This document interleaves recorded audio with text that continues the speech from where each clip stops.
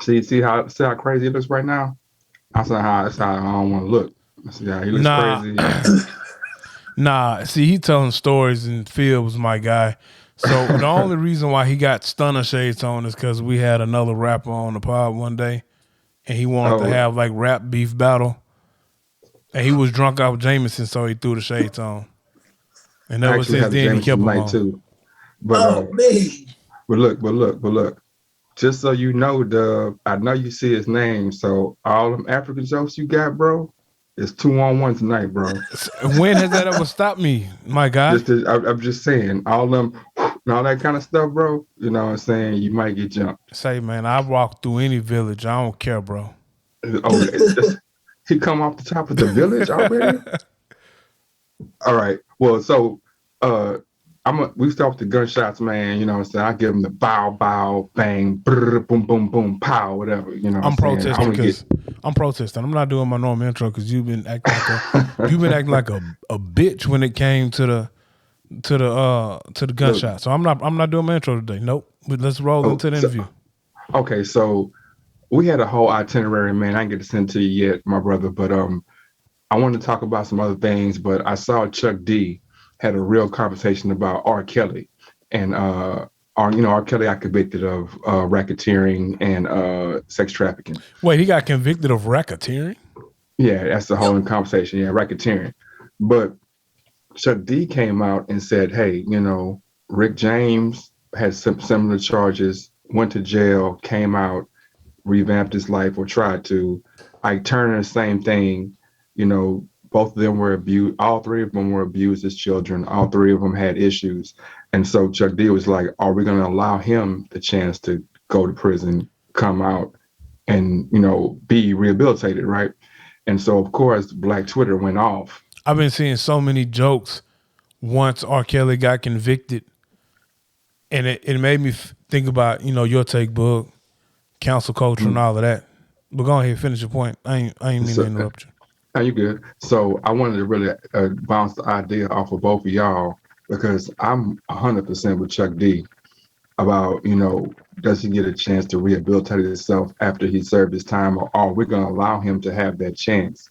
And like I said, the commentary on Black Twitter was people he was caping for R. Kelly, he's apologizing for a rapist and all this kind of stuff.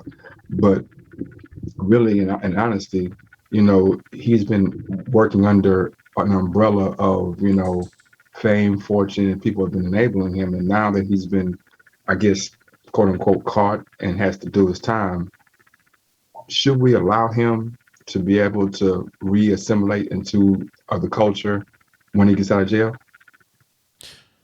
You know what? That's what I've been saying. My entire take on some of this is, Yeah. Look, if R. Kelly needs to be in jail, that's fine for whatever crimes he committed. Hey, it's a lot of people that need to be in jail with Kels, bro. It's a lot of people who enabled him to do what he was doing. I definitely don't think that he was the brains behind the operation.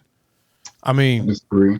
No. I think some people came out and were saying that they helped R. Kelly do X, Y, and Z. You mean to tell me out of all these years, with all of these people he's worked with, all of this money he's made people, no one knew about his little situation, what he was doing? No, so you're saying so he let's say, okay, so this is gonna be really, really, I'm walking the line right here. So I know I'm walking the line. So you telling me he went and got a dude who was his assistant, and the assistant was like, hey man, I know you fucking with some underage kids, man, but what if you had a sex dungeon?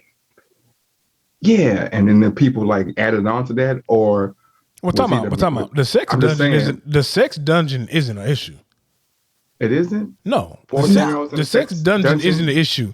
The issue is if he had underage females in the sex dungeon. I mean, that's what I'm saying. The 14-year-old, I know you're getting these 14-year-olds, but what do you put them in a sex dungeon? No. See, we're not kink shaming. I don't care about whatever kink he's into. It's the underage girls. And what I'm saying is, just like any entertainer, bro, we rapped. And why we didn't make it to star status Why You know you how didn't make it? I was always a star, but Oh, jeez. sure, kind sir. yeah, So you know what I'm saying. We've Yeah. been backstage, and you know it's like you get the alcohol of your choice.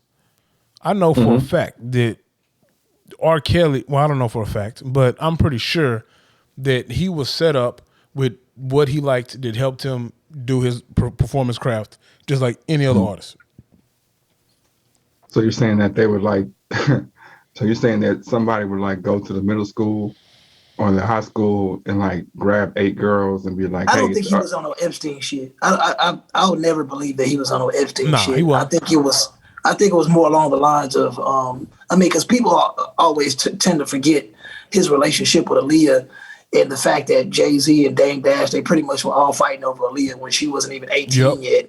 So I mean, if They ain't gonna you bring that just up. take if you just take it back to the fact that, I mean, I guess you could say he has a particular type, like as far as how they look. I mean, your average man likes women that look youthful. They don't like children, but your average man likes a chick that looks youthful for biological reasons. But if he was on some Epstein shit, which I don't believe, then that's a different story. But you know, like your man said, I mean, the dungeon isn't the issue. It's I guess you could say the coincidence of him constantly being in line with younger women.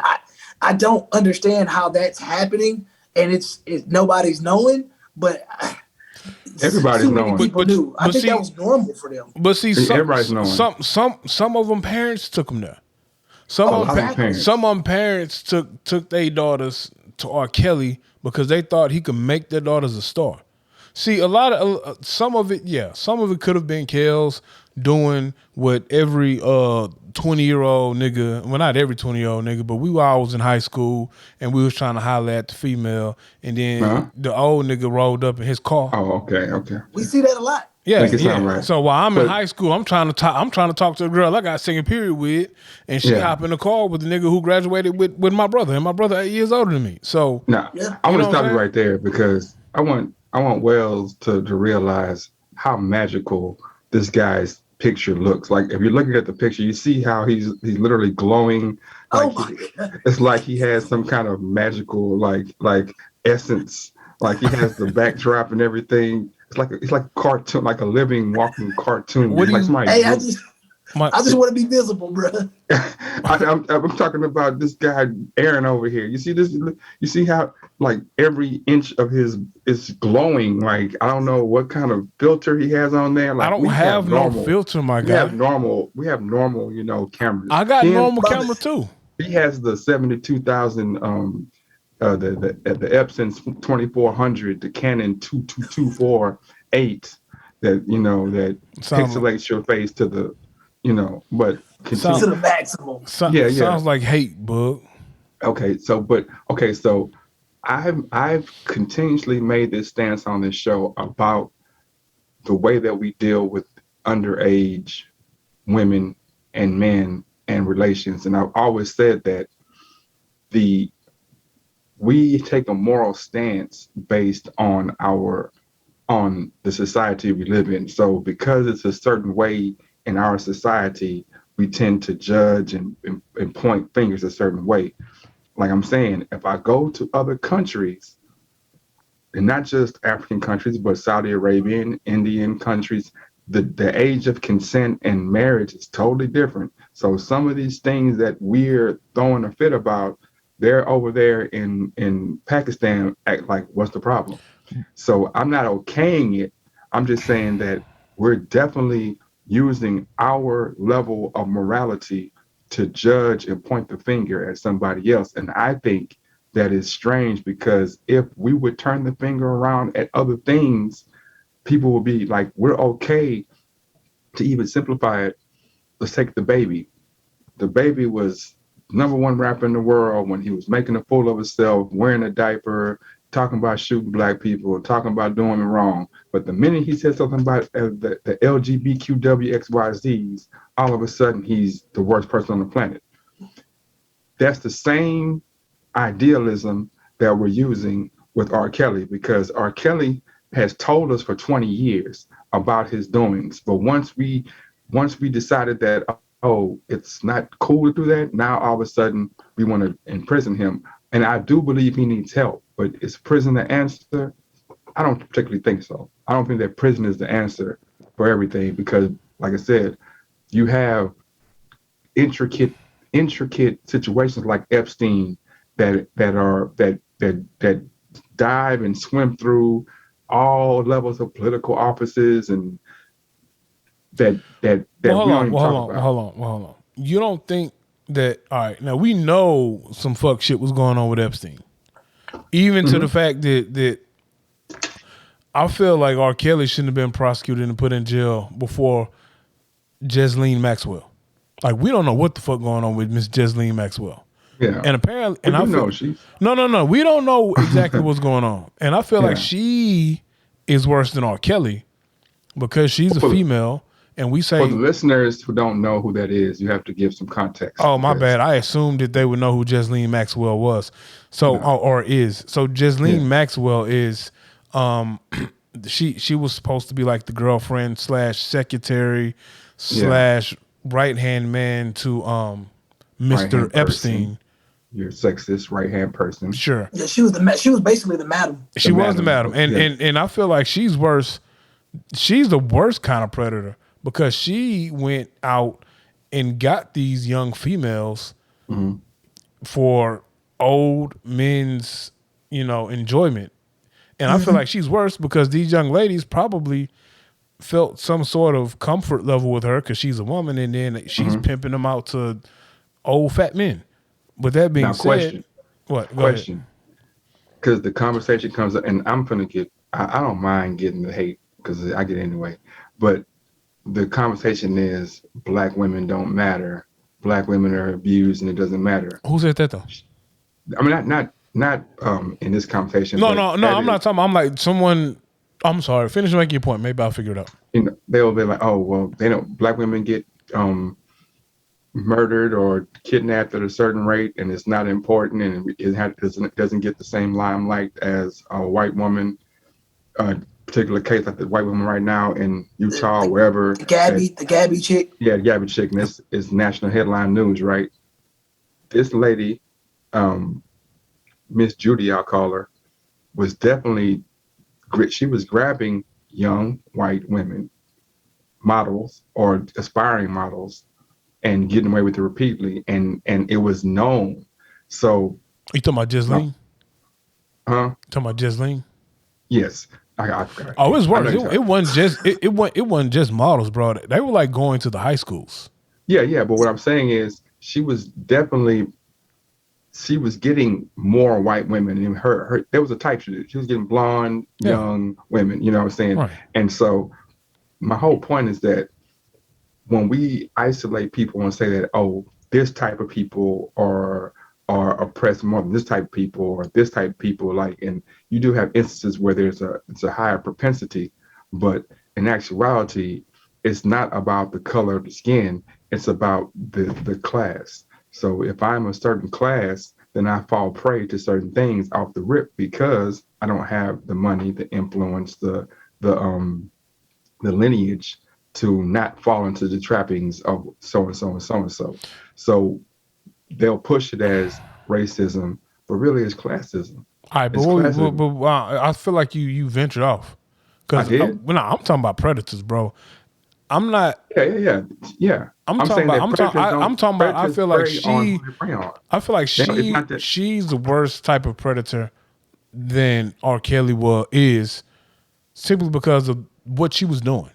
Like R. Kelly was a sick dude. Is a sick dude who was messing with underage females. But is he sick or is he tortured? That's my question. I feel like it might be it might be a sickness. I think the other piece is you got to look at when he was doing that, and I think the age of consent was different when he started doing it, and then when you fast forward to 2021. Yeah, that makes sense. I mean, I got what you're trying to say, JB. You're saying that on at the end of the day, we're trying to. It's identity politics. And if you're in the Twitter sphere, it's gonna have you thinking that this is reality. But the reality is, if it comes down to a desirability factor, I mean, it's pretty much it's simple to say that the young little white girls are gonna get kidnapped more. There are more white girls in this country. Say it again. I mean, say it again, so, man. I mean, but and then even with the Gabby situation, she's a YouTuber. A lot of people that know she's pretty much a famous YouTuber, and they like to leave that part out. But the reality is, I mean, yeah, I get it. The whole white girl since freaking what's the name of that baby that got kidnapped in the 30s? Yeah. Oh, no, I'm talking about the one the little girl from who was a pageant girl. Talking about JonBenet Ramsey. Yeah, Ramsey. Yeah, there you go. Yeah, and even the Lindbergh baby. There you go. The Lindbergh baby. That's the baby that the conspiracy is the dad did something with the kid, right? Yeah, well, that's always the conspiracy. That's always No. I get what you're saying, but that was like legit the conspiracy, though. Yeah, I know what you're talking about. Yeah. And my point is, they highlight these cases, and it's all, and like you said, it's some clash to that. The Lindbergh baby. I mean, at that time in America, I think he was one of the richest people in America. Yeah. Even with the beauty pageant girl. I mean, beauty pageants, that's a big thing. So it's always more to it, but they have to talk about it as if, oh, the black woman is so endangered. But then they forget about the Mexican. They forget about the indigenous women, the Native American women that go missing all the time. It's really messed up when you start trying to do it like that, when at the end of the day, it's a female problem. What's he talking about? What time about? So Boog over here making moaning noises. So you were trying to make a point about how they politicize when rich kids go missing, and normally the white kids. No, pretty much. Yeah, pretty much. That's what you're saying. But I wasn't talking about none of that shit. I was talking about just the awareness piece of women, kids, period, being missing or being predators. So I'm not saying y'all wrong at all. I get what you were saying, Boog. I was trying to figure out what you were saying. I thought we were just talking about the predator part. My bad. Go ahead. Yeah, but and the predator part is, I agree with you. The predator part is messed up because she was getting like girls from like, what do they call like those bad schools, like alternative schools. Mm-hmm. Yeah, and she was throwing money at them knowing they needed it. You know what I'm saying?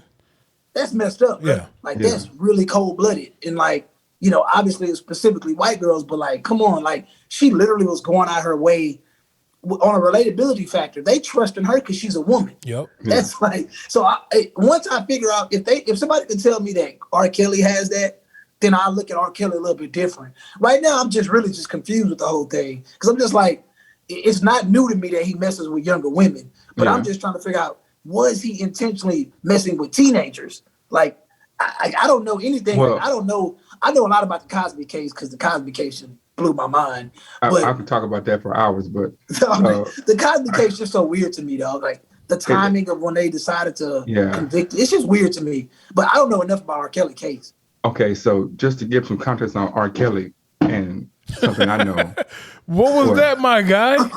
I don't know, man. Somebody tried to come in my house. I don't know what's going on. But anyway, man, that's the people, man. So I'm gonna say, I was dating a young woman about 5 years ago, and she's from Chicago, and so we ended up being in an intimate situation, and you know, I have a playlist going, and we're you know, chilling, and the R. Kelly comes on, and she's like, cut it off right now, right away. It's like 8 years ago. I'm like, what? She talking about, man, that's the one right there. You know, she's like, nah. And she gives me the rundown about how when she was in McDonald's and the dude came to her with a card and told her, and she was like, I'm only 15. And then me being I'm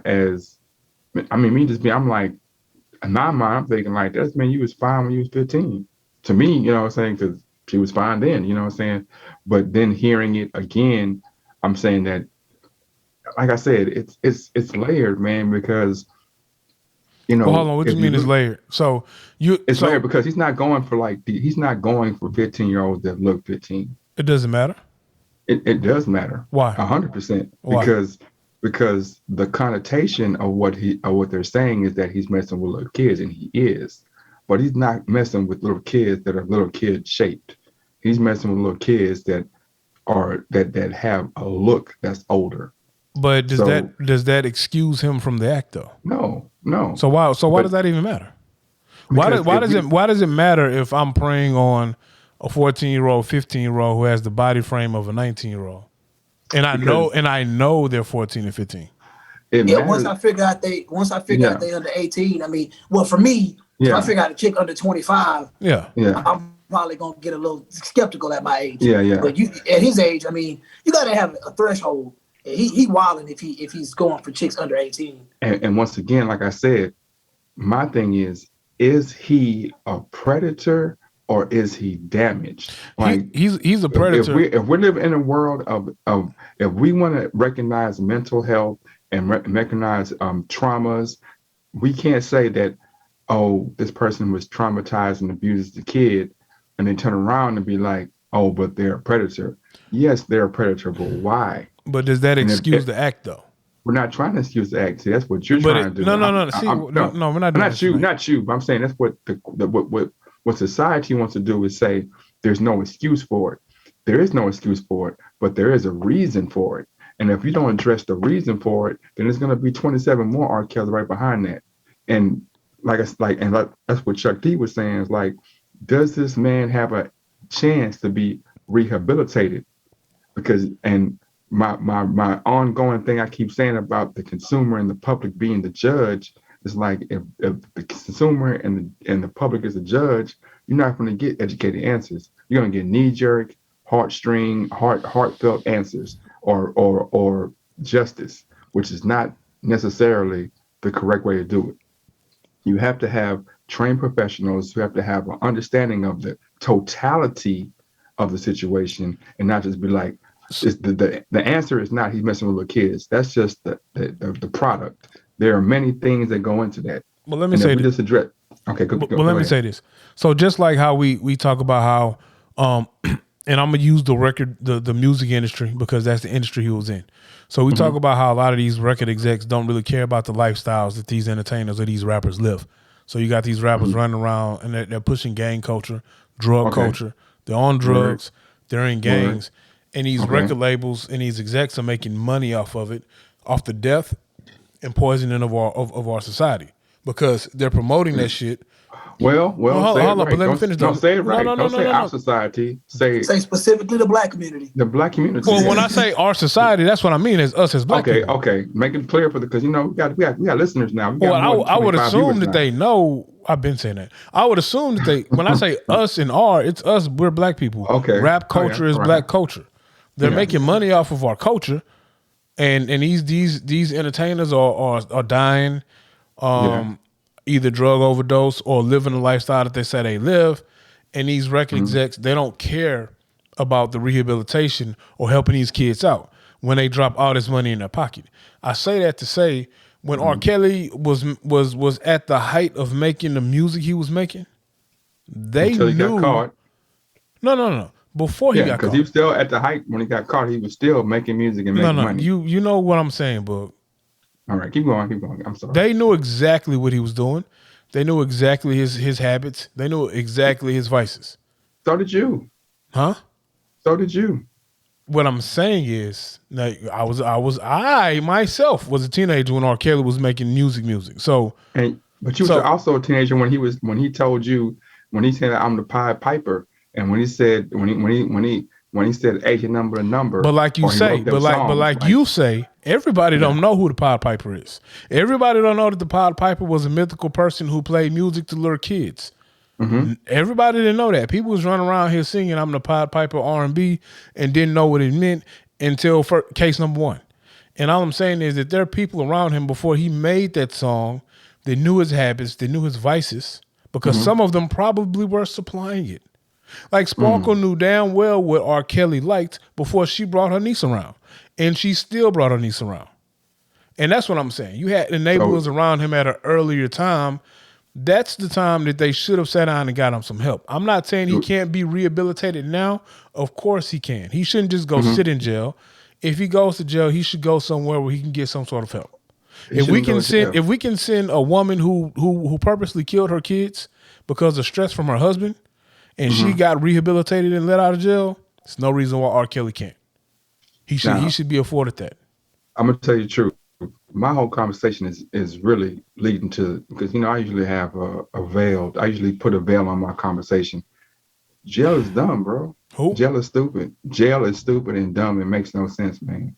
Like, why would you send? There's no jail is supposed to be something for rehabilitation. Yes. Rehabilitation, but there's no rehabilitation if I'm going somewhere and you're throwing me in a cell and throwing the key away.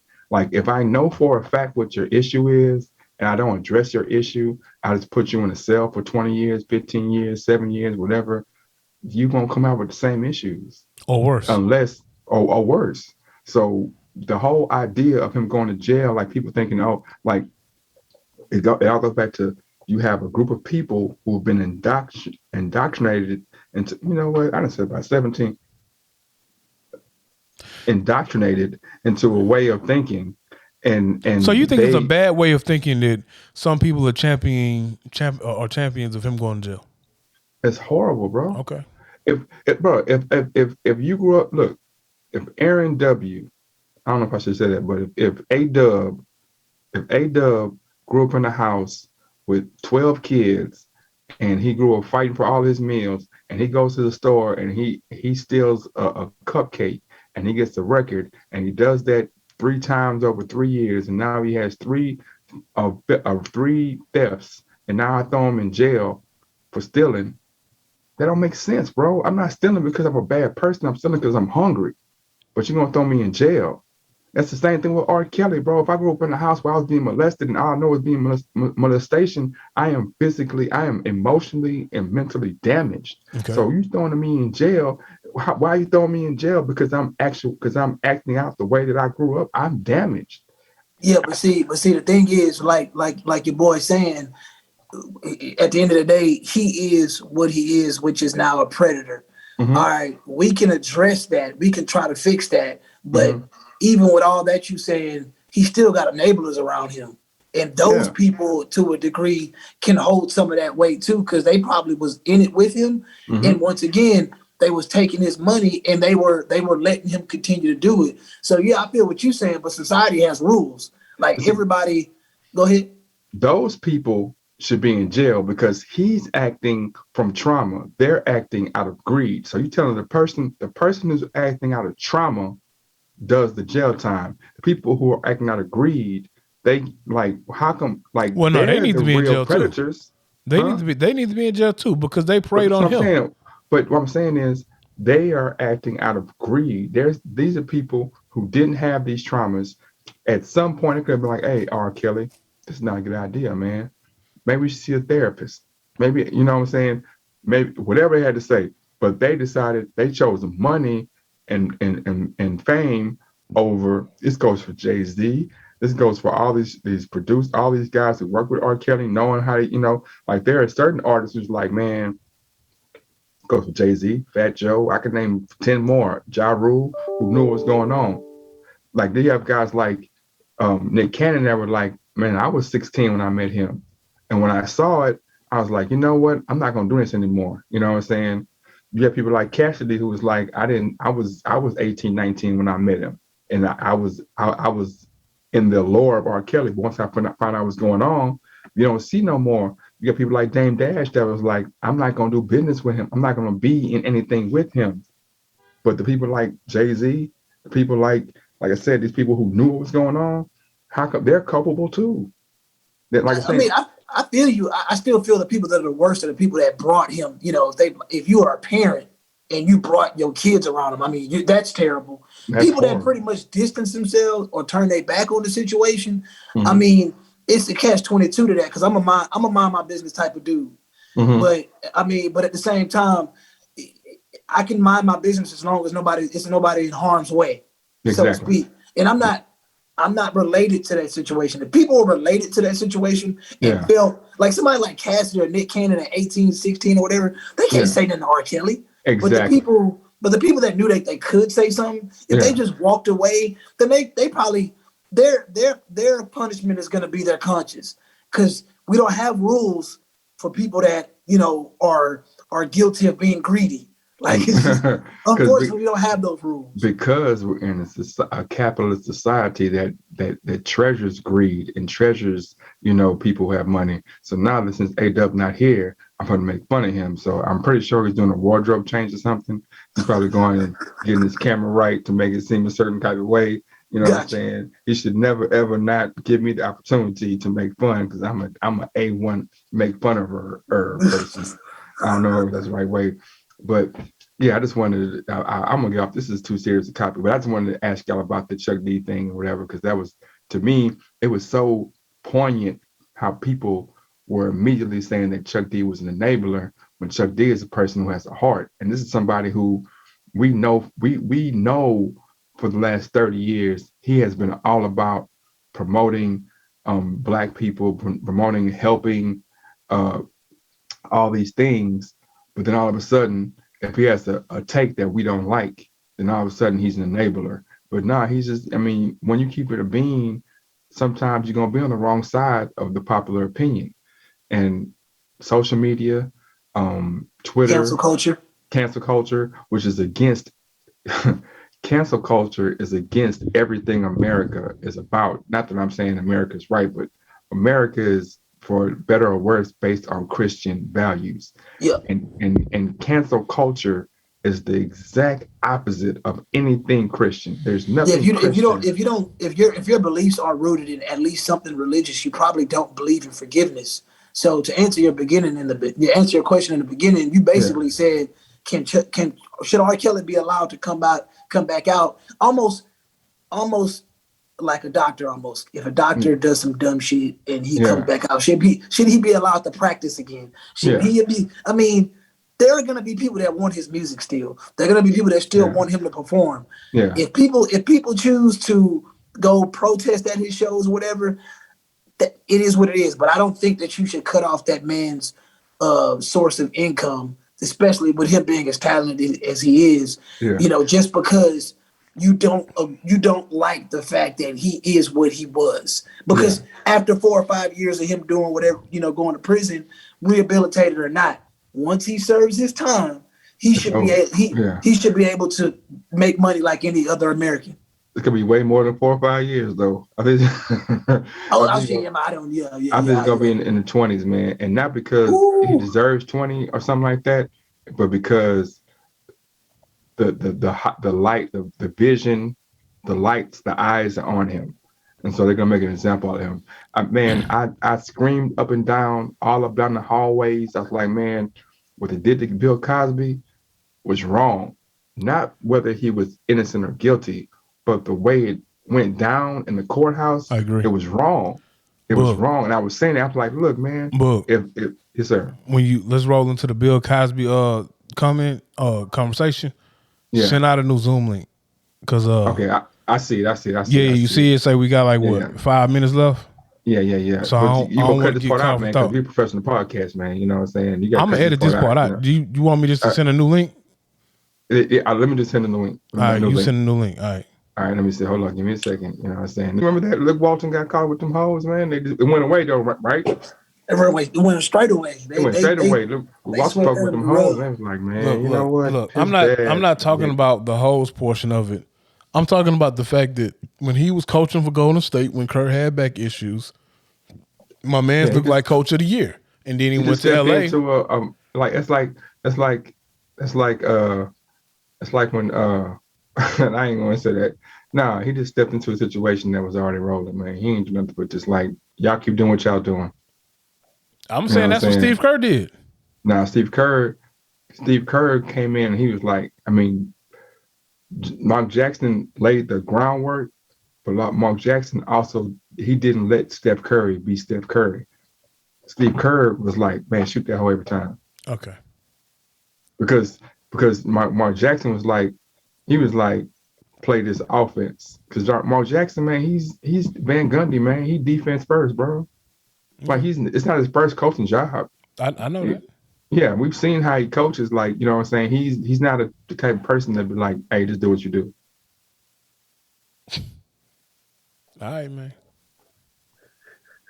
Your backdrop don't like the takes that you give. I almost called your take bullshit, but it's not up to me to call a man's take bullshit. I can't call it bullshit take. Look, man, you know but how I can say I can wrap up in my backdrop. You know what I can say is your background. Your background ain't feeling your shit today, bro. I'll just wrap up with my background. You know, so we can do the show like this. You know how I get down. You know I'm not recording right now. I know. Give me a second. You know what I'm saying? The facade, man.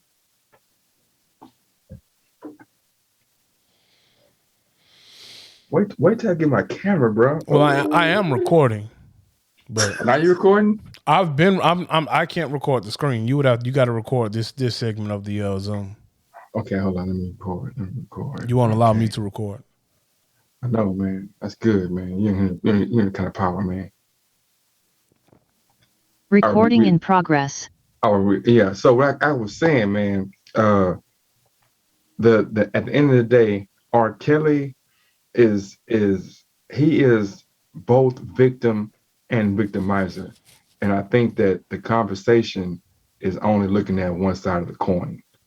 And of course, in our society, that's what we do a lot. We look at one side of the coin and make that be, you know, oh, well, he did this and that's what it is. But like everything in life is layered. You know, we live in a closed ecosystem. So when the person over there, I don't think you can say that society doesn't look at the fact that he was victimized and now he turned into the victimizer. I don't even know if those are real words, but victimizer is a word. No, I know victimized is. I said he turned into the victimizer. I don't know. That's a word too. Oh, okay. I mean, look, I don't know. But my question is to the young lady who felt like she was preyed on by a predator. Yeah. Does she care if he got preyed on? Or does she care about her healing? That's not fair to say. If we look at a situation based on a person who has trauma, then man, look here, man. No. This is what I'm saying. I'm saying to the young lady who was a victim of his. Yeah. And she wants justice. Yeah. And she sees or has the opportunity for justice. And he gets a slap on the wrist because he was victimized as a kid. So we're going to send him to counseling for 3 years of counseling. Yeah. How does that victim feel? Does that victim feel like justice has been served? Yeah, because what that victim wants, what that victim should want is for that person to be able to heal and her to be able to heal. So if she's saying the only way that she can heal is if that person is punished, then she's not really healing. That's called revenge. That's not healing. So how would you feel?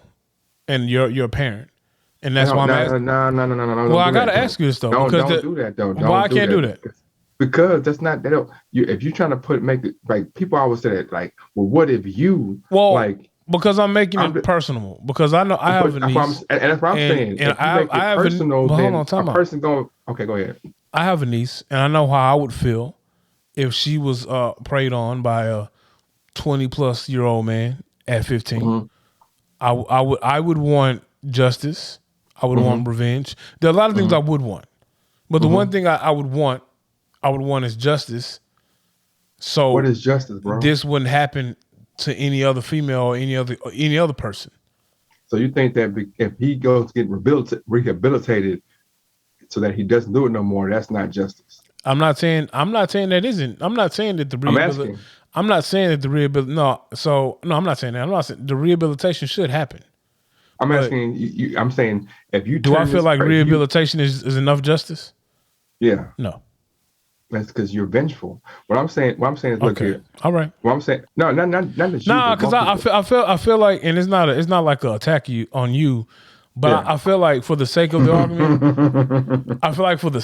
argument, you're trying to take this stance. I understand. No. I totally 100% agree that there should be more rehabilitation than just throwing somebody in a jail cell and that's it. I 100% agree. But I also feel like there are certain punishments that like if you did that shit, you did that shit. Watch this. Every time Pookie shoots up the neighborhood and gets caught by the laws, what's the first thing you hear Pookie Mama and them say? Pookie Mama was an enabler though. No. What's the first thing you hear Pookie Mama and his girlfriend? My son a good son or my kid a good kid. And don't say Pookie like that. You sound like the white man. Well, free Pookie. Free so-and-so. Even though we know for a fact that Lil John was a menace. But you ain't speaking for everybody though. That's what I'm saying though. You're speaking for people. You're speaking for some people who are enablers. That's what I'm saying. I've never seen somebody go to jail for anything and somebody say, "Man, that dude belonged in jail." It's somebody that's gonna like free him.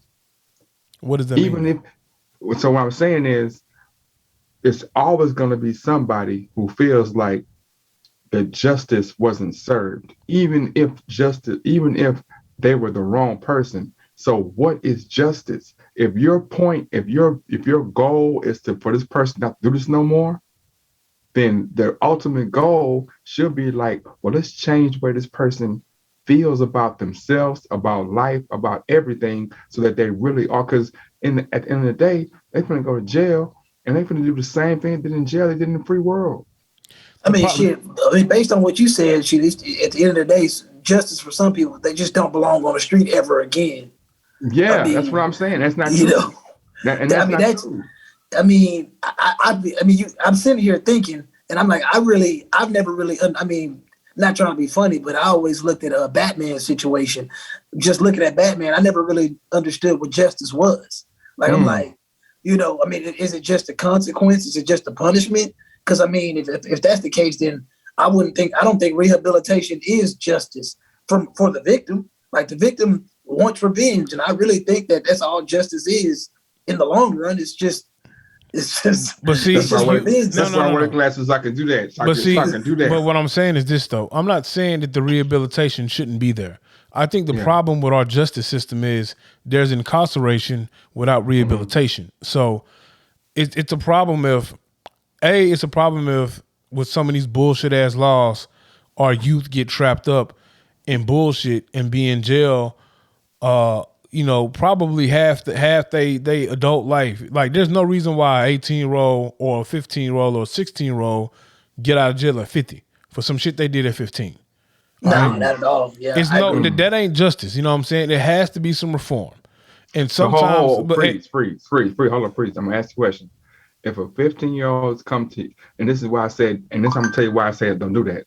If a 15-year-old comes into your house, in my house, and kills your mother, kills my mother, do you want him to get out again?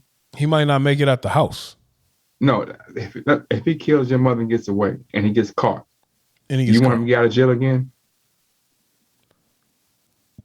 If you murder somebody, once again, me personally, if you murder somebody, you take somebody's life. Yeah. I don't care how old you are. Yeah. But no, that's not fair though, because at 12 you don't understand what you don't understand what the sacredness of life is at 12, at 15, even at 18, because you'll do things at 18 to risk your life, not knowing that life is precious. So understand it like that. Your brain has to finish developing to understand that. So is ignorance the excuse? That's what it sounds like to me. Because it's some 30-year-olds who don't understand that. It's some 40-year-olds who don't understand that. I agree. So is ignorance the excuse? No, it can't be. Once again, the words that you're using are trap words. I'm not trying to trap you, my brother. You're not. Yeah, I know. Look here, my brother from another mother. I'm not saying that you're trying to trap me, but the words that you're using are entrapping, because you said excuse, and I'm not trying to make an excuse. An excuse is trying to sweep it under the rug and say it's a reason. I'm just saying I'm giving the full-fledged reasoning why these things happen. Like if I say, Dub, you can't run a 4.5, right? Right now, right? Mm-hmm. And I say it's no excuse why you can't run a 4.5. Mm-hmm. But there's reasonings why you can't run a 4.5, or me why I can't run a 4.5. Take you out of it. There's different reasons why. And if all I say is you can't run a 4.5, and since you can't run a 4.5, you out of shape or you a bad person, whatever I want to say, that's not a fair look at the situation. So if all I say is you kill somebody, then you deserve this. Well, hold up, man. What's the circumstances? What kind of life did this person live? That's why we have trials. That's why they have character witnesses. That's why they say, well, what is this person's like? what were the circumstances behind what happened? Not just saying we're not going to look at the end result, because if we do that, then we miss all the things like once again. I think it's context to it. I think if the 12-year-old kid is in my house playing with a gun and shoots my parent and kills them on accident, you know what? Bet. Yeah. Some rehabilitation needs to happen, because he was on accident. He was a 12-year-old kid who killed someone on accident. Yeah, and you want to rehabilitate him? Well, because I think there has to be some sort of awareness of there is a consequence for actions. It was an accident. It doesn't. How you rehabilitate an accident? Because time out. But even with that, no, go ahead. If you drunk driving and you kill somebody, exactly. I mean that's an accident. But I was drunk. I was drinking and driving. I was playing with a gun. Same thing. I didn't. It's still negligence at some point. And there's more than just negligence for the 12-year-old. There's negligence for the gun owner. Okay. But if you're a 12-year-old and you kick though, and you robbing and you kill somebody's parent, you know what you're doing. I know what I'm doing. You know what you're doing. That's how I grew up, man. It don't matter, bro. That doesn't matter. We all. I'm pretty sure everybody on this screen grew up in a certain environment, but we still knew right from wrong, and it didn't matter what adult there was a positive or negative influence. That's morality based and morals. So what are you actually caping for? Tell me exactly what you're caping for. I'm not caping for nothing. See, those are the words you use. You say caping for. I'm saying because now it's starting to bother me, bro. Because at this point, I don't care how much of a victim R. Kelly was. Mm-hmm. At some point, R. Kelly knew something was right. Morally, right, legally, and he still chose to do something different. Regardless of what every person has their own moral compass. There's still laws of the land. I might feel like it's cool. Right, I might feel like it's cool for me to shoot every nigga who pissed me off and step on my J's. And morally, that can be right to me. There is a law of the land that says I can't shoot people. So stepping on my J's. So what you're saying is that your morality is based on the laws of the land. I didn't say that. You didn't hear what I said. Okay. I'm not trying to box in the corner. I'm just asking the question so I can fully give my answer to your question. So your morality is based on the laws of the land, or it's based on your personal? My morality is based on my personal moral compass. With that being said, I can have a moral compass of one way, and if it's against the law, and I still do it and get caught, I have to face the consequences of the laws of the land in which I live. Regardless of how I feel about the law, I can feel like the law is total bullshit. And there are some laws that are total bullshit. Okay. But if I choose to go against said laws, I got what the young boy say. Hey, see it through, my boy. I got to see it through because I chose to do that shit. Watch me pause right quick. Watch me pause right quick. So I'm going to transition this conversation into the NCAA. I don't want to change. No, I don't want to change. No, we're on the same. Bro, I want you to talk about the topic we're talking about. I don't want to talk about the NCAA. This is where we get in trouble, man. We pardon, and you don't understand how we pardon. So go ahead, man. Go ahead, bro. The laws of the land sometimes dictate how we feel about things, or like we have our moral compass, but the laws dictate sometimes, like, well, I feel this way, but the law says this.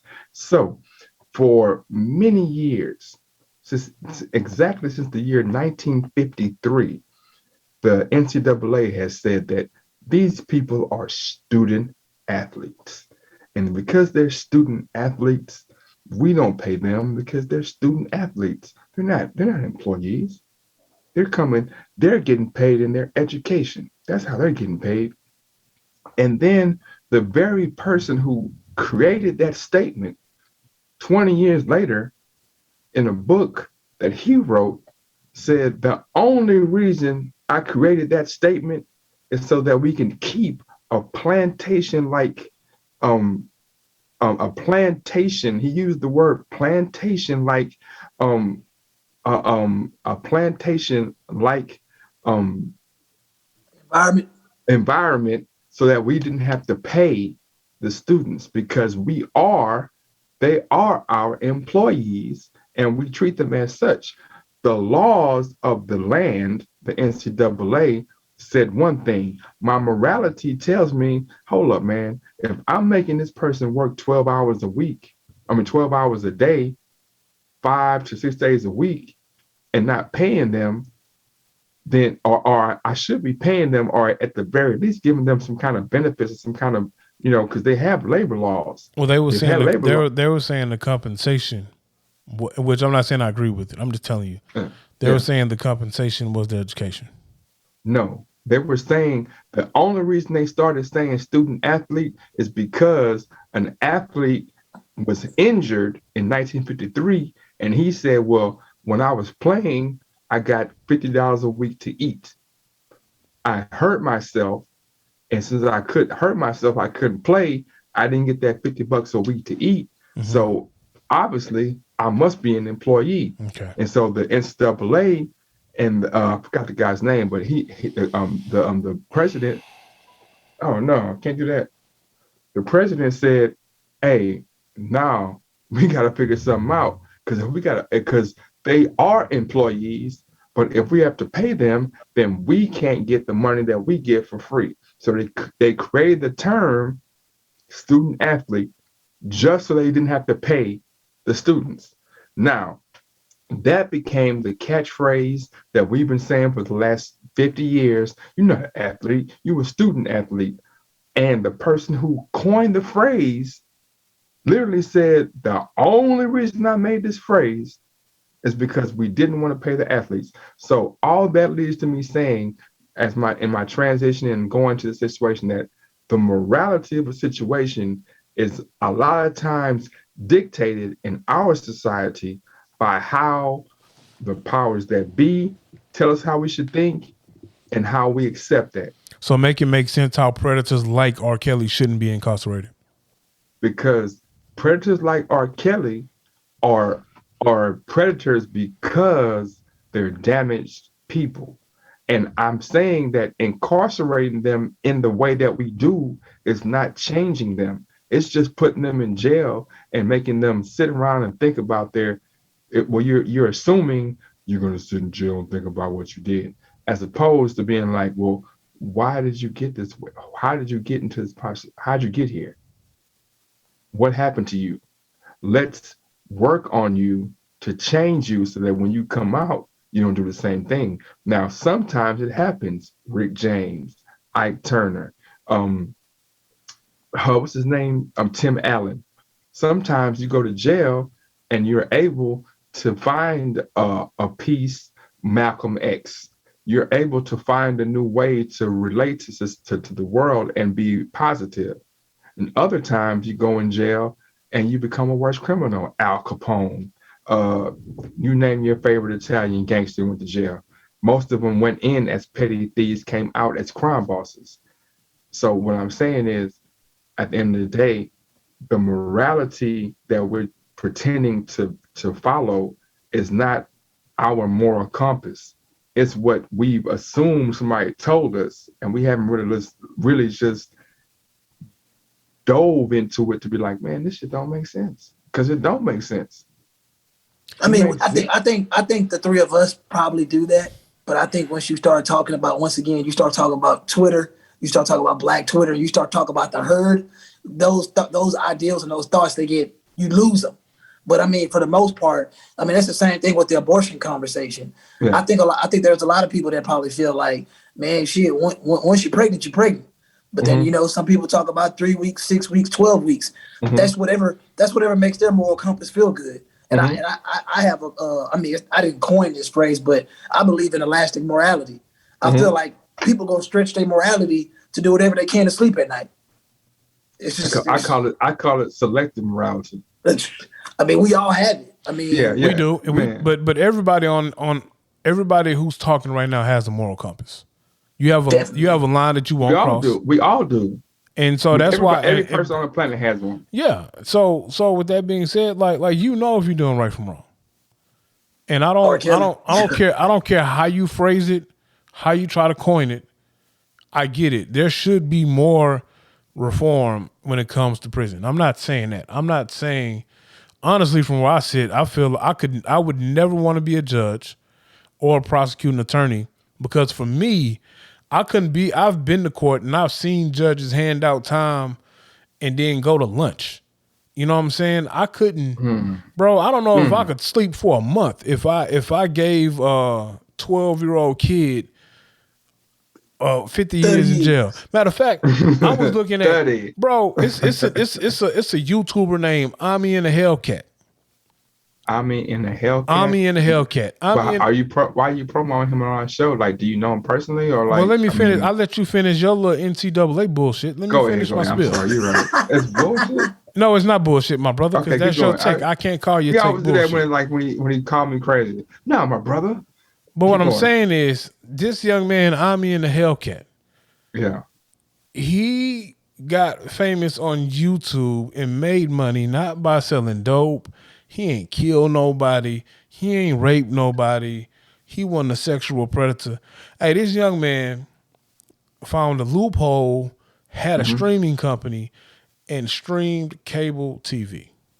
The feds ran up on him and arrested him. He is facing 514 years. Yeah, my homeboy talking about him. For stealing fucking cable, my guy. Like, well, let me. I mean, you know, I'm just saying. I'm saying. I got a sad card. I'm saying. First off, I don't care. I don't care how you try to phrase it. There is no reason on earth that a person should be facing 500 years in jail for stealing cable. And secondly, I couldn't be a judge. Well, they would hand down a verdict of anybody saying, "Oh yeah, by the way, you finna get 500 years in jail." Like, bro, I couldn't do that. Well, I agree with you, but the thing is, when you steal cable or movies or music, I don't care how you try to put it. I see, and that I love you said that, because that is the morality of people. So let me ask you a question. Let me ask you. No. Let me ask you a personal. I want to ask you a personal question. Ask me a personal question. Do you truly? Even though you cut me off. Do you truly? I don't care. Do you truly believe that young man should be facing 514 years for stealing cable?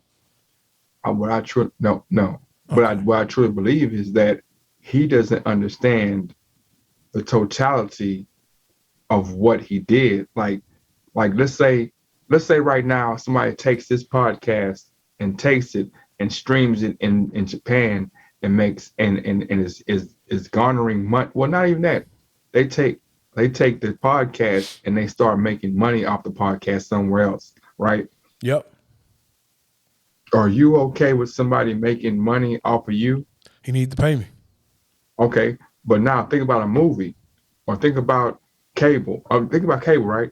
You have all these different TV shows that have 2,000 to 3,000 people per set that are being paid to do a job, and they're being paid to do a job with the thought process, thinking, "Hey, I paid you this job because I'm gonna get residuals on this side, but I'm missing out on X amount of residuals because this person is taking it illegally and letting anybody see it. So instead of me making my regular wage of, let's say, $1,200 a week, I'm only making $400 a week." Okay. So you've taken me from having a viable source of income. I don't think he's working that way. I don't think he's working that way, but go ahead. Yeah, it's you are taking my viable. So I did everything the right way, and you stole from me. Like, to me, thieves are the ones who should go to jail for 15 and 20 years and 30 and 40 years. Rapists are the ones who should go to therapy. Oh my God. Okay. Yo, AR, if this the Hellcat dude, he was stealing. He was basically stealing and then broadcasting that he was stealing on YouTube. Is that what he did? No. So I think he found a gray area or loophole. So he was paying for all of these. He was paying for the cable.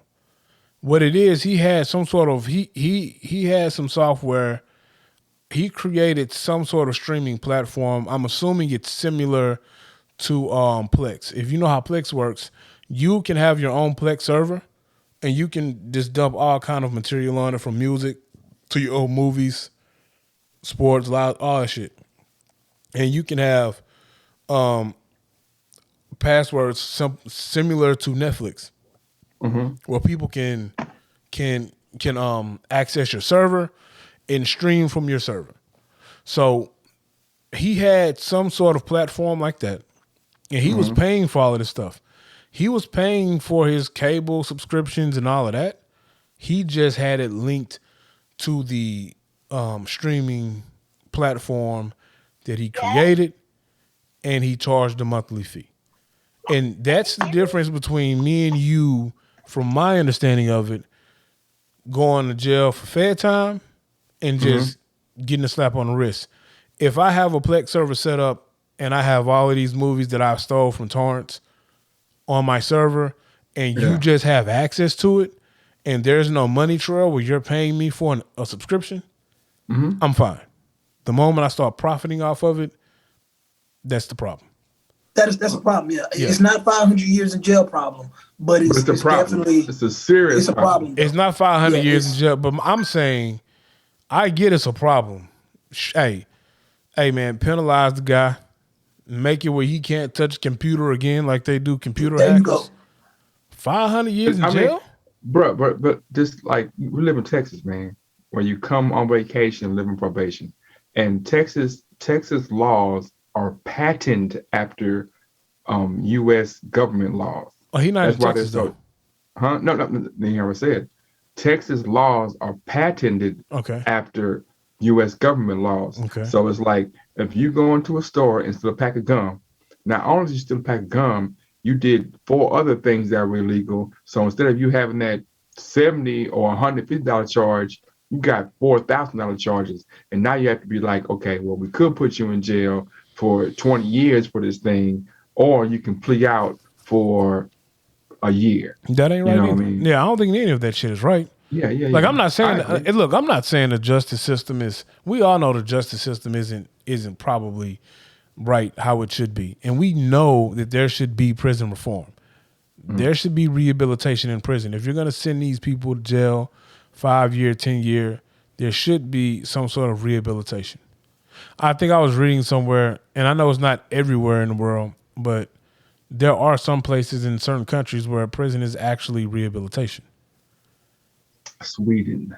And I feel like Switzerland. Yeah, and I feel like Germany. I feel like we should have that. But I cannot agree with you that thieves should go to jail while rapists get rehabilitation. I can't agree with that. I mean, I grew up with dudes, and the reason you said something earlier where you was like, man, somebody at 17, like I had homeboys that like got caught up for aggravated robbery, and I mean, they're just not getting out, and they ain't even graduate high school. I mean, they just not getting out. I think that's a little bit ridiculous because of the fact that, like you said earlier, it's a matter of, somebody's brain not being fully developed. But if you didn't kill somebody, then I really feel like, okay, we can talk. Yeah. But if you're just out stealing, you out robbing, you deserve to have a fraction of your life taken away, because that's a consequence. You deserve that punishment. But they handed out 20, 30 years. You broke into somebody's house. You got 20 years because you had a gun on you. So that just adds to the charges. Enhance is the word they use. Yeah.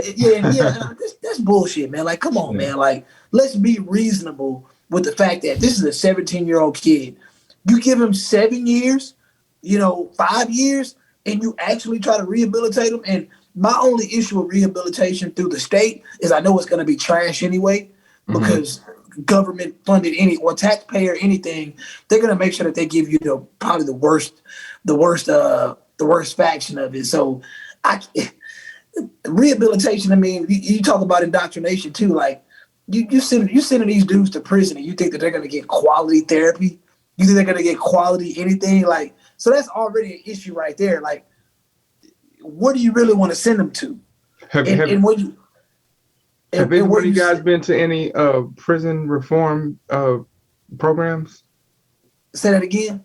Have either one of you guys been to any prison reform program? His eyes, this guy has the small eyes, and his eyes got big as. Have either one of you guys been to any prison reform programs? I haven't I've been been. scared straight. I did too. I haven't been to any prison reform program. I went to No. Scare Straight in Dayton. My prison reform program was my old man. Young man. Hey, but we laughing, but you know what's funny about that? Like I don't even know you, AR, but I know that your dad 9 times out of 10 was consistent with the punishment. Like he was consistent with being on your ass. Yeah. And that's something that you're not gonna and the reason that was is because he actually loved you. And I mean that's just an assumption. But that's how it is when you actually have somebody genuinely trying to rehabilitate somebody, genuinely trying to help them. Once again, I just don't think that, people going to prison are really, you can't even talk about rehabilitation and reincarnation and being incarcerated because it's just think about it. Like they don't care about these people. They just want to put them away, get them out of the way. And I mean, and that's that. Like we can talk about this shit till we blue in the face, but rehabilitation is never going to happen in America, especially when you talk about niggas getting off the street. I'm sorry. Which Scare Trade did you go to? Oh, Pam Lynchman, Tascasita. Tascasita. So what was your experience? What did you leave with? Man, what year was it first, and what did you leave with? Man, I want to say about 2004. Oh damn. Yeah, it was like two. Was you way before that? Way before. He was like in the 70s. He was in a pilot program, my guy. I was like in 93. 95? Nigga, 95, 96, you was an adult. Don't pull that 95, 96. I was in high school 95. No, you wasn't. You was out of school, bro. Don't believe this guy, man. I graduated in 97. So I was a sophomore. You like 6 years older than me. I was in high school in 95, 96. So it was like 92, 93. Okay. 94. You know, so I was No. 92, 93 sound better.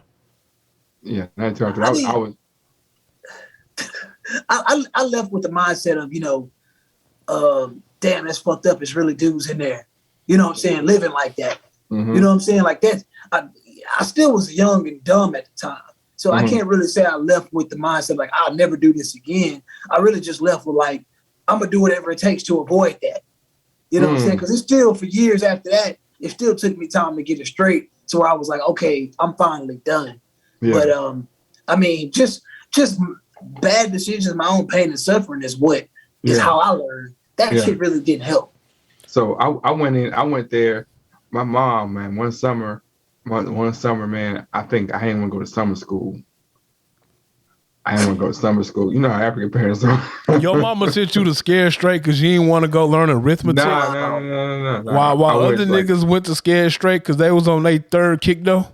Okay. So I didn't want to go to summer school, and then I forgot. So she put me in some kind of like program, and everybody else, I don't know why I'm fuzzy, man. Everybody, you do not want to go to class. Go to Scare Straight. Everybody else went home. It was like a weekly program, but everybody else was there quarter point. I was the only one that went there, like who went home every night. Everybody else stayed there overnight. You know what I'm saying? Was on downers and pills. They were whatever runaways. They were quarter point. So one of the parts of it was like you gotta go to Scare Straight in week 12 or some shit, right? So we go to Scare Straight, and mind you, I'm with heroin addicts. I'm with kick door burglars. I'm with runaways. I'm with young female prostitutes. I'm with all these, right? Who were super hard. I'm the only person who's going home every night. So the night before, they're like, hey, Jay, bring some cigarettes before we go. I'm like, shit, I don't, they don't pat me down. So I bring some cools. So we cool it, mind you, we own some, we can't do nothing. You know what I'm saying? So the cools, we might as well be some marijuana. You know what I'm saying? We buzz, you know what I'm saying?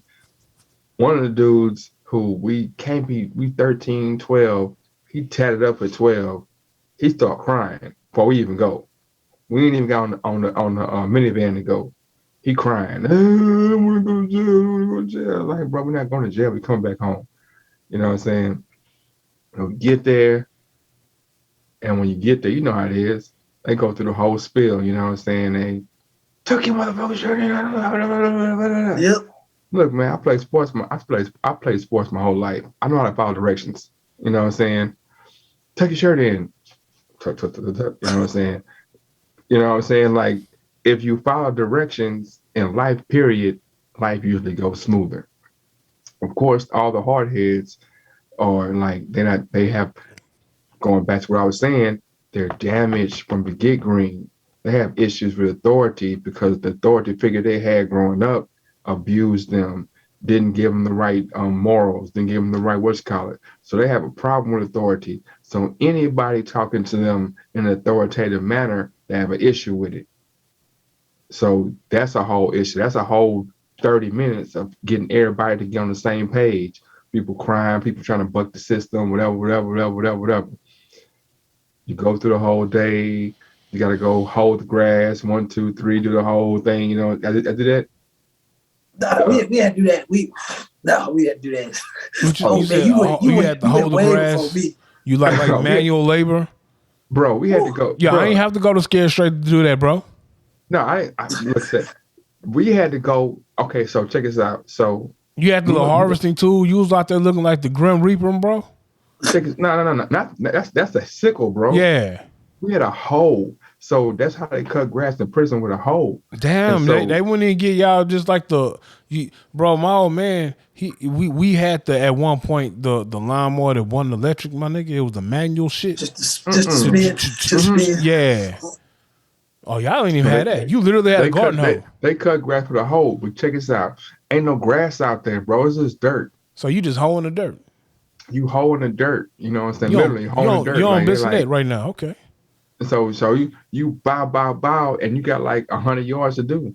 No matter if it's what's called, you just bow, and it's y'all in line. So it's mental. You know what I'm saying? It's like, okay, I know it's no grass here. Am I gonna quit? I got a blister. Am I gonna, you know what I'm saying? So of course, you know what I mean, somebody quit, fall out, start crying, it's too hot, whatever. And then you go through all this, and then they talk to you. They get you, well, before that, you had a circle talk, and they take your goddamn shoes off. You know, they find a person who's weak. They get in your face, you know what I'm saying? The person who, whatever. So do that, do the grass. And I feel like that does nothing, bro. I don't feel that's not rehabilitation. It does everything, bro. It does everything, does bro. It? Because when I went, because like you go through a half day of prison, and you realize, bro, like, man, no human being wants to live like this, man. But see, that's the thing, though. In that moment, that's when growing up and like experiencing that, and then growing up with dudes that were in and out of jail, that's when I just realized some dudes are just wired different, bro. Like that don't do nothing, though. A lot of dudes like that makes some dudes walk out of there like they got stripes. Mm-hmm. Well, prison and jail is different. Like the county jail or juvenile is different from prison. Shit, some juveniles more dangerous than prison. Well, talking about Houston, Harris County Jail is as dangerous, was as dangerous as prison. But going to prison and because like going in there, there's nobody in there that's not Tijuana or better, rocked up. Everybody, you know what I'm saying? Everybody is a statue. You know what I'm saying? They tell you the whole play. Like, hey, if you white, you go with white folks. If you Mexican, you go with Mexicans. You black, go with blacks.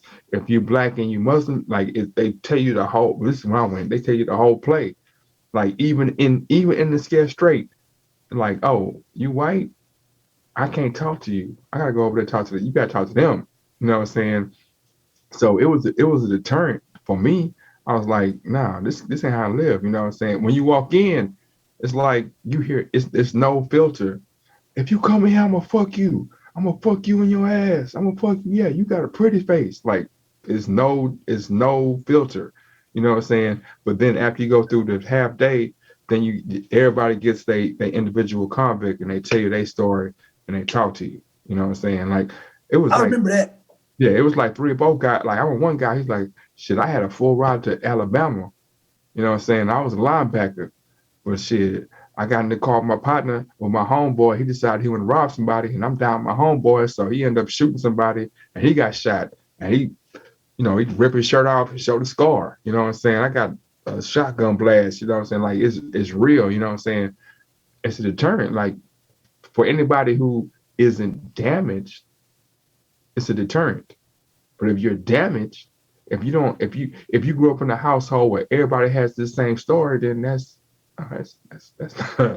my dad did the same thing, you know. So what I'm saying, leading into that, saying that if someone is damaged if a child is damaged, the adult is damaged as well.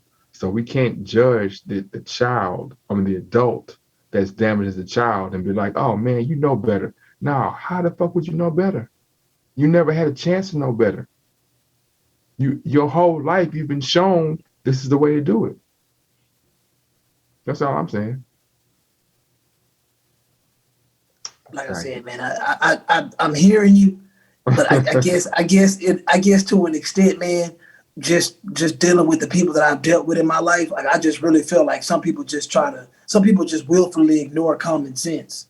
Like no matter, I know damaged people, but I'm like, you had to see good examples out there. You know what I'm saying? I feel like everybody at some point in their life was exposed to a good example. They was exposed to right and wrong. And I just kind of feel like some people just get to the point where they feel like they can't be saved. They become hopeless. They become nihilistic. And I mean, that's dangerous. So like, even with all that being said, bro, like if you don't save somebody soon enough, then I mean, for a lot of people, it's a wrap. Because some people are just so far gone. And I mean, I see it every day, bro. I see it every day. I see kids that like no matter what I say to them, like I showed you 17 ways to do this. Like this not gonna work. It's not gonna work. It's not gonna work. I done told you the soft way. I done told you the hard way. But they like it's so much damage at home that they lost. And like now, you have to either wash your hands of them or be like, if you mess up a little bit, then you get the hardest consequence of everybody because you lost. You really already lost. It's really a matter of like, do you want to go to jail or juvenile? Because you already lost. Because your common sense is not everybody's common sense. So let me ask you a question. If I grew up in this, that's all I've seen. So that's all I know. How do you explain the people who've seen that and realized that ain't what's up, that ain't the way to go, and they go and they go the other way because they figure it out? Because I've seen Clark, so hold on, time out. You from a soft neighborhood, so I'm really trying to have an adult conversation. But I'm just saying, go ahead and insult my hood, bro. Go ahead. Yeah, I'm gonna throw salt and dirt. I was really trying to have an adult conversation, but you go ahead. Go ahead. No, I'm done. Go ahead and have your childish conversation. I apologize for saying that Harlem Clark is salt. I mean, you won't say that shit in the Clark. I've been in the Clark, bro. Everybody I know, bro. Like the cold part about it is, it ain't like we don't know the same people. It ain't like all I'm saying is you ain't even got a Trey Ward card, my guy. So don't even. I don't. My Harlem Clark card is not in question, but it's niggas from the. It's niggas from. I don't know. It's OGs from the 3 who say your Trey card is revoked. So now you want me to talk about the OG from the 3? Said you had to go in when the street lights came on. That's all I'm saying. Yeah, continue. I apologize, sir. No, I'm make your point. No, I'm sorry. I was just throwing salt at your shit because I mean, I was just saying I've seen guys who in high school they didn't have their parents didn't have money, so to get the things that other kids had, they robbed, steal, or whatever, and they knew it was wrong. Mm-hmm. I've seen kids who came from impoverished situations. Every person in the house that was an adult sold dope. Mm-hmm. They chose to take a different path, and they didn't follow that same cycle. I've seen kids who came from a wealthy household, who were given everything that they wanted, became an adult, and parents said, "Nah, it's time for you to go work," and they didn't know how to take it because they weren't shown any work ethic, and then they became the criminals to try to keep up with the lifestyle they had. So I feel you when you say, I totally agree when you say some people are victims themselves and they need that help and they need that rehabilitation. And yeah, there's a reason why they did what they did. But at some point, you know what you should and shouldn't be doing, and you made a choice to do it. Well, it's hard to take you serious with your perfectly your perfect camera view. Is hard to take you serious because it seems like you're like a cartoon and like you're perfect. But I agree with you. But I think a part of what you're saying is that the parenting is key. It's not all parenting. You can have some horrible fucking parents, but you can be around figures, people in your life. They can actually be your peers that are positive influences. All right. Well, explain to me Malcolm X. Malcolm X went to jail. No. Explain to me his life. What do you Don't mean? talk about the one he went to jail. Talk about why he ended up being Detroit Red. Well, I'm pretty sure he had some shit going on in his younger years that made him end up being that. Okay, so it took him meeting somebody in his 20s, yes, to turn into what he turned into. Explain to me. I mean, there's 100 different situations. Well, wait, what is? But that's what I just said. So you're saying that people know right from wrong, and what I'm saying is that everybody's parameter or how they decide to become what they become doesn't happen on the same. So you saying that I know guys that grew up in bad. Yeah, there are people that grew up in horrible situations who decided they were going to be good, or they were not going to do that. The people who grew up in great situations that decided that, like, that's antidotal.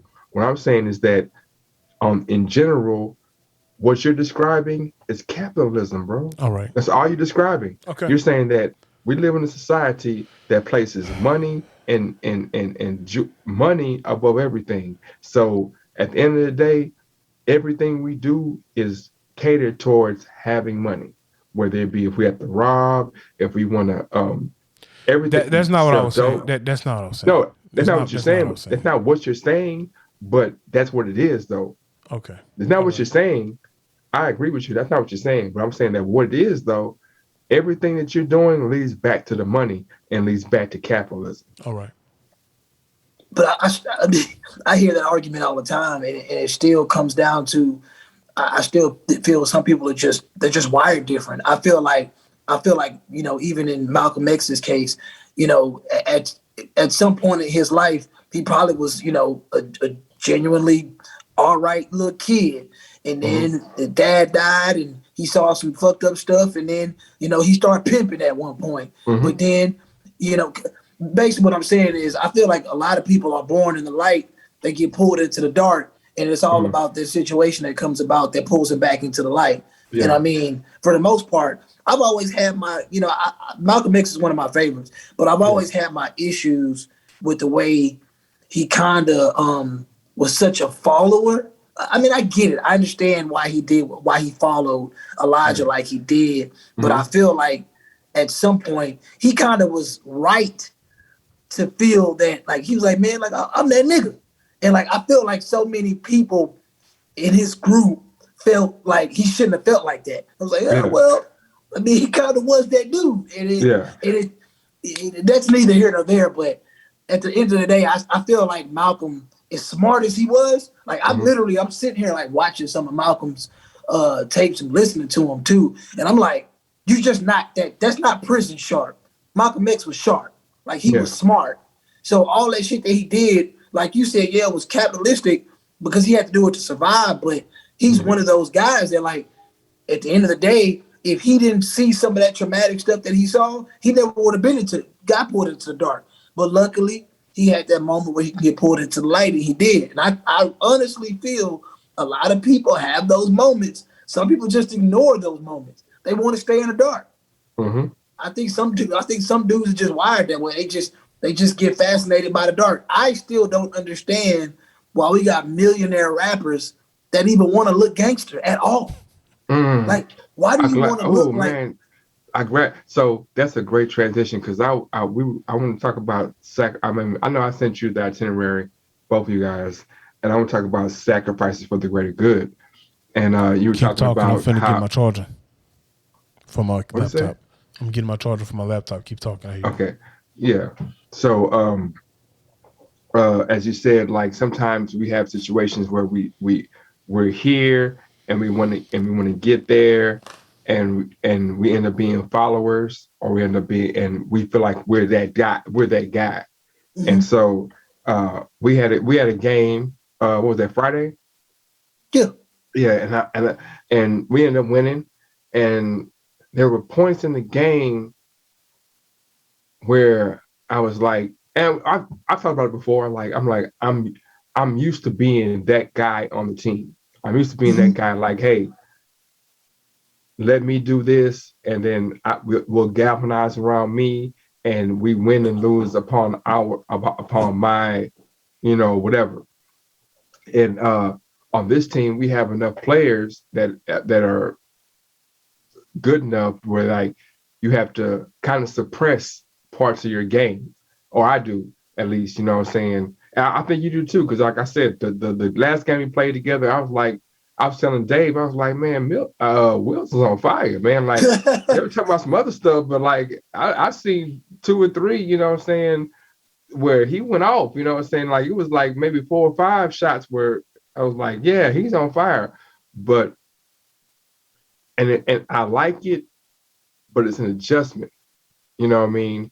And that happens a lot, whether it be in work, whether it be in a relationship, whether it be in any situation.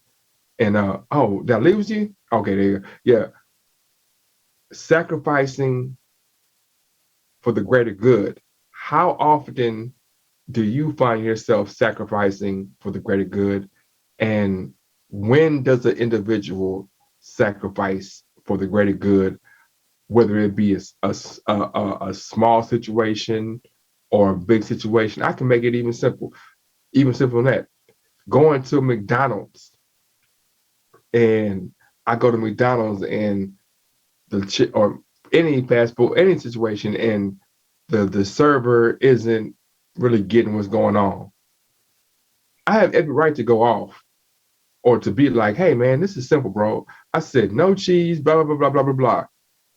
And you know what I'm saying? Now I could go off and shut this whole thing down. And people do that all the time. Or I could be like, you know what, man, like you've been here for 6 hours or 4 hours or 3 hours. And let me go ahead and just swallow the way I feel a little bit. And for the greater good of the situation, I'm going to go ahead and whatever.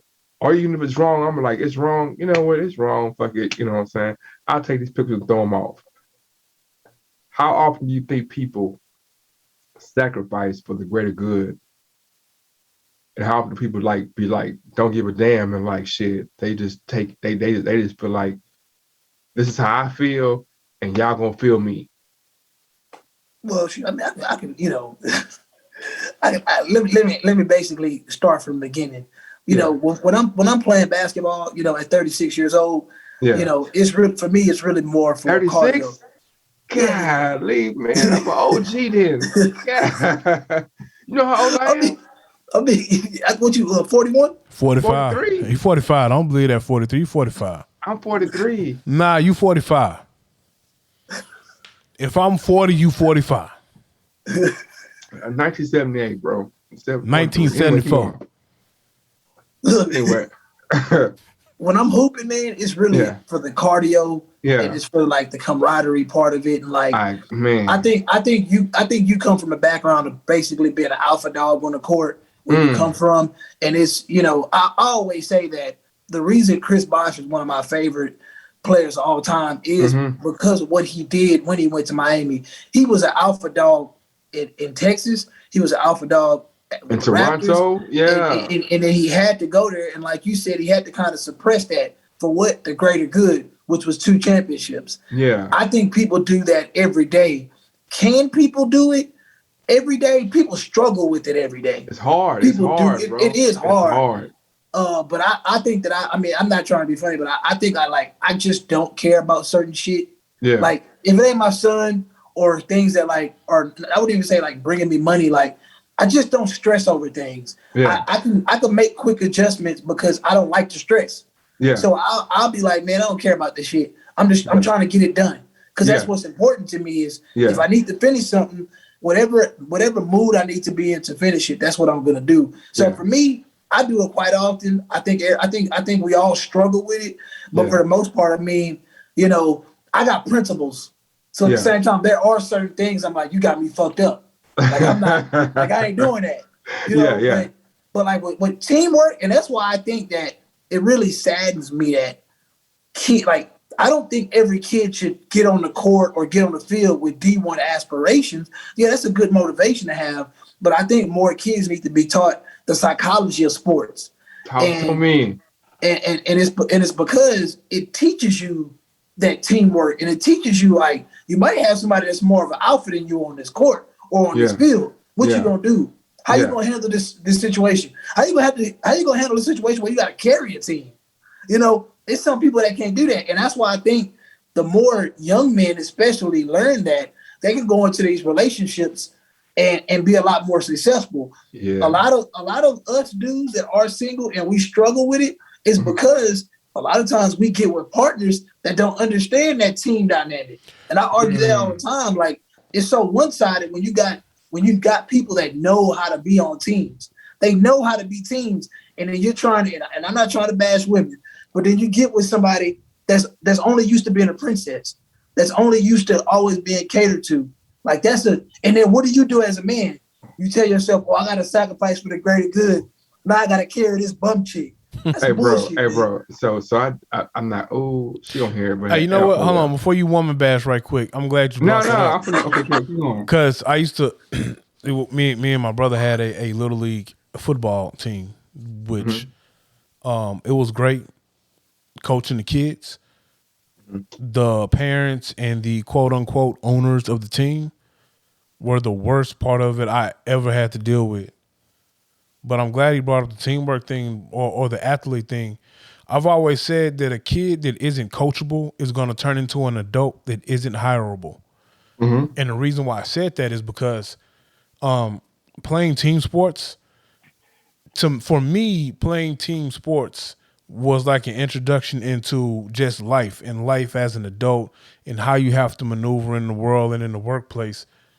Every aspect of work, especially when you're working with a group of people is being a team player and being able to be coached, to be a coach.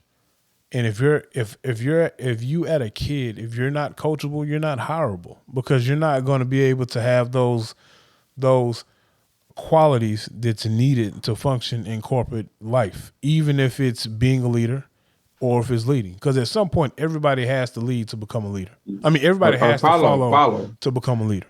Bro, I dated a young woman, man. She was she had a profession that was she was a ballerina, right? Wow. And so that is. You sure you want to go down this rabbit hole, bro? I go you down keep going, hole, man. You know, So I always try to help you out. Yeah, and so they are taught to be a certain way from a young age, and it's indoctrinated into them, into their essence. And so I'm like, yeah, that's cool, but like, if you thinking that it's about you all the time, there's a us in this too. Like, yeah, it can be about you, but sometimes it's gotta be about us. You gotta be how we feel about it, not the way you feel about it. And if everything is like, well, you have to do this in order for this to happen, no. Sometimes you carry the load, Sometimes I carry the load. Sometimes we carry it together, and that's a difficult concept for people to understand.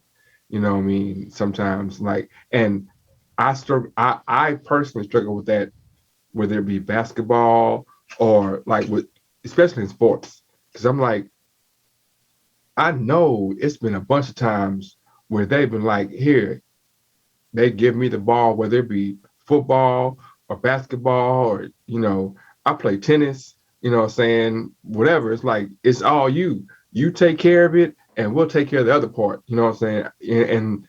And being a team player is not easy for everybody, you know what I'm saying? Because some people have never been the alpha, quote unquote alpha, because I hate alpha, but some people have never been, yeah, me too. some people have never been the focal point of an offense. Some people have always been the ancillary pieces. And so you're like, man, look, if you were ancillary piece, you know what I'm saying? Well, how the hell you telling me how to be, a focal piece? You know what I'm saying? But that's not true though. And you No, well, I think that mentality isn't true, because just because I'm not the focal point of the offense doesn't mean I don't know all facets of the offense and what has to happen for that focal piece to be successful. Sometimes the person who's not the focal piece probably is the smartest person on the field or on the court, because they understand what pieces need to be where for the overall success of the goal you're trying to reach. Okay, so I'm riding with you. I'm not going against you. I'm riding with you. But I'm gonna say this. I'm gonna like when it's 10 seconds left in the game, football, basketball, soccer, tennis. Do you want your ancillary piece making the decision, or do you want your focal piece making the decision? My ancillary piece as like a center or a guard. I'm talking about any sport. Any sport. No, I'm giving you my example. Okay, my ancillary piece, like that center or that guard, or that blocking tailback, who's not a star running back. He's solely in the game because he can block. If he misses block, Mike Vick ain't gonna have the time he need to make the throw, or escape the pocket, or get to the end zone. But Mike Vick can make. But what I'm saying is Mike Vick, like Mike.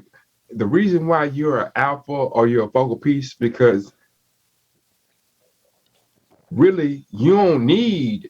All you need is the ball. No, you're correct. All Mike Vick needs is the ball and a sliver of space. I don't need no blocking, none of that shit. I don't need nothing. Mike Vick needs the ball. Gone. Nah, it's not that simple, my guy. It is that simple, my guy. All right. Nigga, give me the. I'm not saying nothing about you, but I'm saying in every sport I play, nigga, just give me the ball, bro. Just give me the ball. So what you're saying is, in every sport you played, you were the focal piece. Just give me the ball, and there are no ancillary pieces you need to play their position. Just give me the ball, my nigga. I'm not being funny or facetious or anything. And I'm telling you now, you never will reach the pinnacle or the top of the top or the championship of whatever you're doing if your ancillary pieces aren't in place to support that main person, that main star, that main product. That's what I'm saying. You think that Tom Brady don't have six? Tom Brady, Michael Jordan. What were the ancillary pieces for Allen Iverson? Did Allen Iverson win a championship?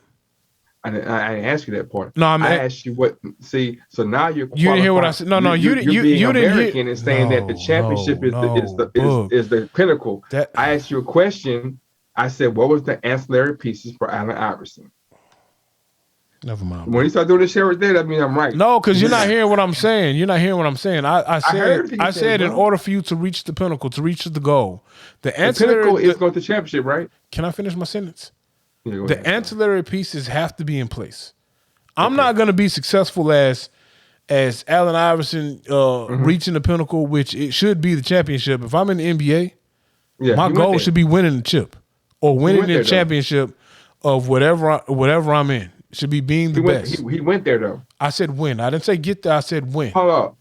The reason why he didn't win is because he faced Shaq, Kobe, and great pieces. Okay. But he got there with subpar ancillary pieces. And you don't think any of those pieces did their part? So who would you pick off that team to say, man, I want him on my team to win a championship? I'm asking, do you think they did their Besides, part? I'll ask you a question. Who would you pick off of that team that you would keep on your team to win a championship? We know he went. We know he went to the finals with a bunch of role players. But did AI get every rebound? Did AI make every steal? Did he play? And that's what I'm saying. It takes more than just one person. People, you have to have. What I'm saying. All right, well, go ahead. I'm tripping. In you're right. I'm tripping. You are tripping.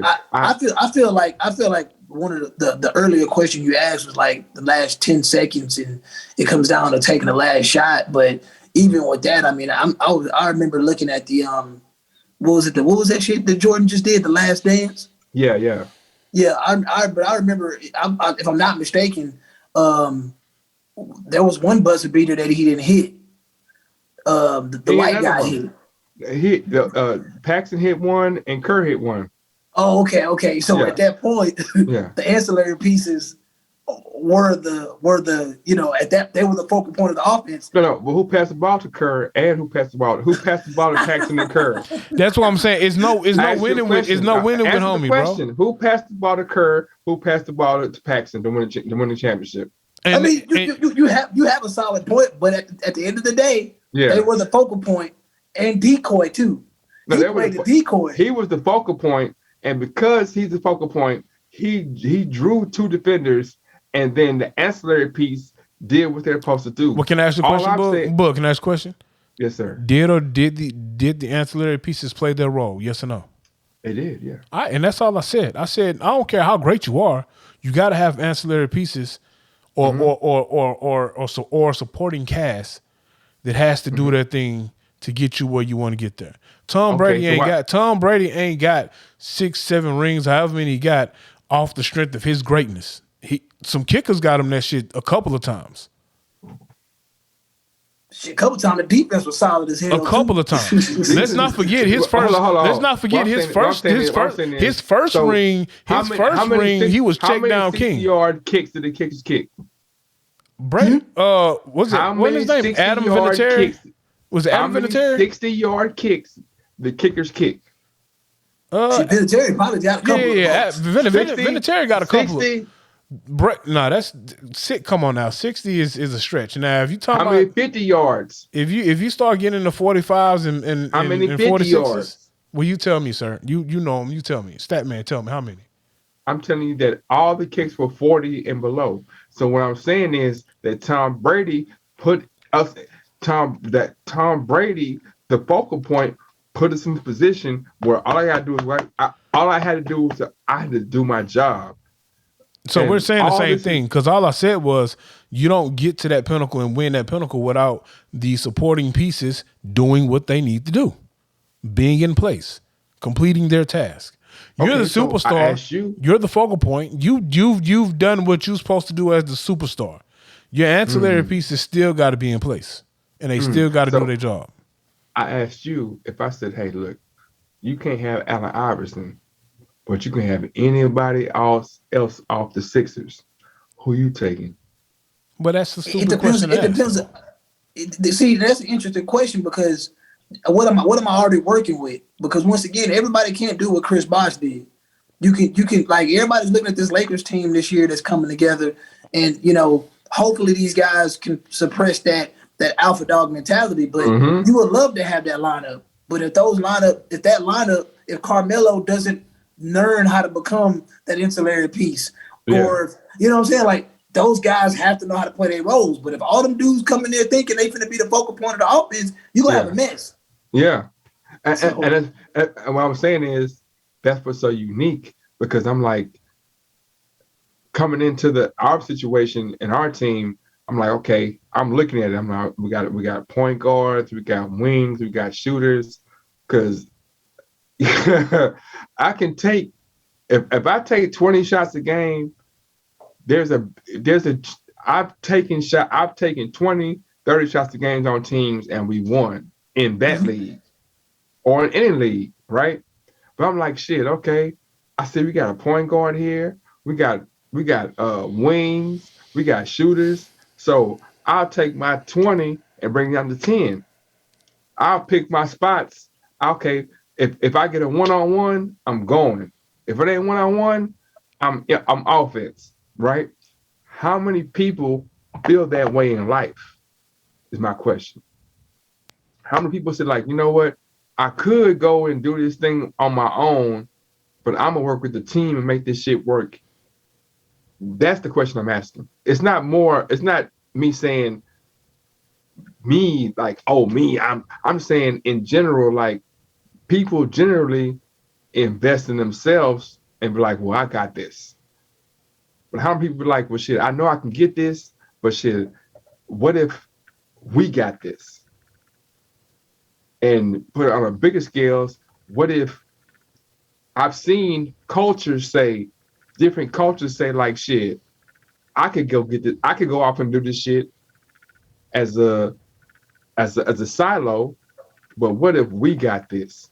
Whether it be the Asian culture, whether it be the Nigerian culture, whether it be the Hispanic Latino culture, whether it be so and so culture. But I see that in the Black African American culture, it's me. It's me.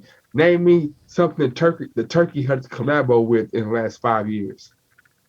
Name me something that Frenchies has collaborated with in the last 10 years. Name me something that Scarface has, like I'm saying, like I can go through, if it be hip hop, if it be music, food, like we don't have collaborations to grow out. We always subsidiary because I'm gonna do it on my own. And that's my conversation. That's what I'm saying at the end of the day. I'm like, how come we can't come together as a culture and build as opposed to, oh, I got it. It's me. It's just me. Like shit, like you say, Dub, shit. How many times do I be like, I'm gonna talk to this person, that person, this podcast, that podcast? So I'm not saying you don't do it. I'm saying like I'm always like shit. How can we combine and merge and work together? I think it depends on the mentality of the person, though. Like some people, that's their goal, that's their thing. I want to build with other people because I know if I just build myself, I'm not adding any structure to anyone around me. I'm not building up a team around me.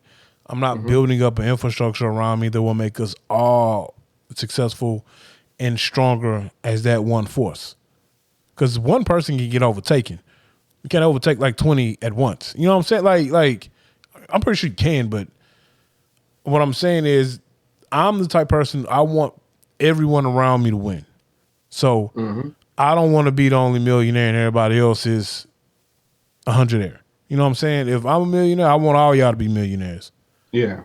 I think we as a community have gotten better, but we still have that mentality of I'm going to get mine and fuck you and I ain't worried about you, I'm worried about me. I had a conversation with a young lady the other day, well, another day, but she gave me a hypothetical. If you had all the money you could have and whatever, what would you do? And the first thing I said, I was like, shit, I'm a meet Dub and Cab talk about having a combine and having, you know, our house over here and we have a combine and we got 2 acres over here for you, 2 over here for me, 2 for Jason, 2 for Kev, right? And when I said that, she was like, what about your family and your personal? I was like, well, that's goes without saying. Mm-hmm. And she had an issue with that because I didn't say my family first. And I was like, well, that goes without saying. I was like, my first thought is to put everybody on. Yeah, that's my first thought. She might not know you though, Boog. I feel like if someone really knows you, yeah, you ain't gotta say that. If I had $100 million, yeah, everyone already knows I'm finna come with bags of I'm a D-boy. Backpacks, Gucci bags full of bands for my guys. Yeah. You ain't gotta ask me what I'm doing for my parents. Cause shit, when I hop out the Bentley, my old man gonna be driving it with me. You know what I'm saying? So he could drive. yeah, you know what I'm saying. Man, So young man, this car drives very nice, young man. I like the way that you kiss the corners, young man. yeah, you know what I'm saying. So, but His dad is a singer for the Snipers. no, he's not. Do not believe it. His old man, Don't his old believe man is a 50s doo wop singer for the Snipers. He don't like to admit that shit, but Out of respect, I've left the African jokes. Don't make me start, bro. Hey, look, man. I think the reason the girl said what she said was because I think in modern day Black America, I think the family unit is so disconnected. It's real easy to like it's real easy to hear something like that and need specification because they just automatically think, well, you probably just like me. You probably grew up in a single parent home, or your family don't really fuck with each other, and blah blah blah. So people that come with that family mindset, like y'all said, we ain't got to say nothing. Like to me, I'm hearing it. I'm like, yeah, you shouldn't have to say that. No. I mean, they're the first ones that's gonna be knocking on your door anyway. So they got knocked, man. Shit, man. Yeah, I mean, honestly, yeah. They got knocked, man. But yeah, man, I love people, man. That's the thing I always say. People ask me all the time, like, why do you enjoy partying or Facebook or like, because it's people, and the perspective that a different individual has is unique and special to me. Because I'm like, however intelligent or smart or whatever you think I might be, I can't be in somebody else's brain. So hearing what somebody else says is so important to me. Like playing sports and being able to like that, to be like, okay, we have 2 second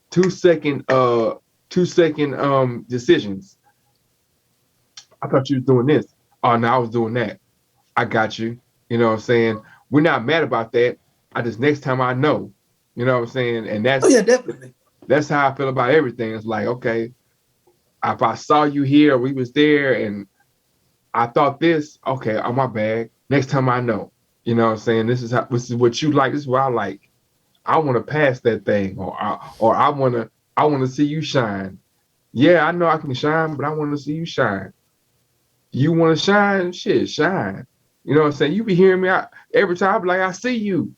Every time I pass that thing, I'll be like, I see you. You think I saw you, but I saw you. I see you. I'll pass it and walk off. You know what I'm saying? It's on tape, too, if y'all want to see it every time. I'll be like, I'll pass it and walk off and be like, I see you. You know what I'm saying? Because it's like, I want to see you shine because I know I can shine. You know what I'm saying? I know I can shine. If it was about me shining, then I wouldn't see you at all. I wouldn't even care about that. And that's how I think about everything. You know what I'm saying? But, man, what you got, Dub, man? I ain't got nothing. I got to go to Alabama in the morning. See, man, we pod professionally, man. I got 3 more guests. Right now? That's what's up, man. Yeah, that's what's up, man. How long y'all been doing this? This is episode 82. 82. Episode 82. Not even for a year, bro. We dropped so much content. Man, we actually do 3 pods a day. 3 pods a week. I don't know how it snowballed into 3 pods a week. Cause I told you to, bro. Man, you don't be sunning me like that, bro. I ain't. Why you take it like that, man? I ain't say I told you like you my youngin. I'm just saying like we gotta do 2. I suggested it. Is that better? So what was supposed to happen was we were supposed to record twice a week.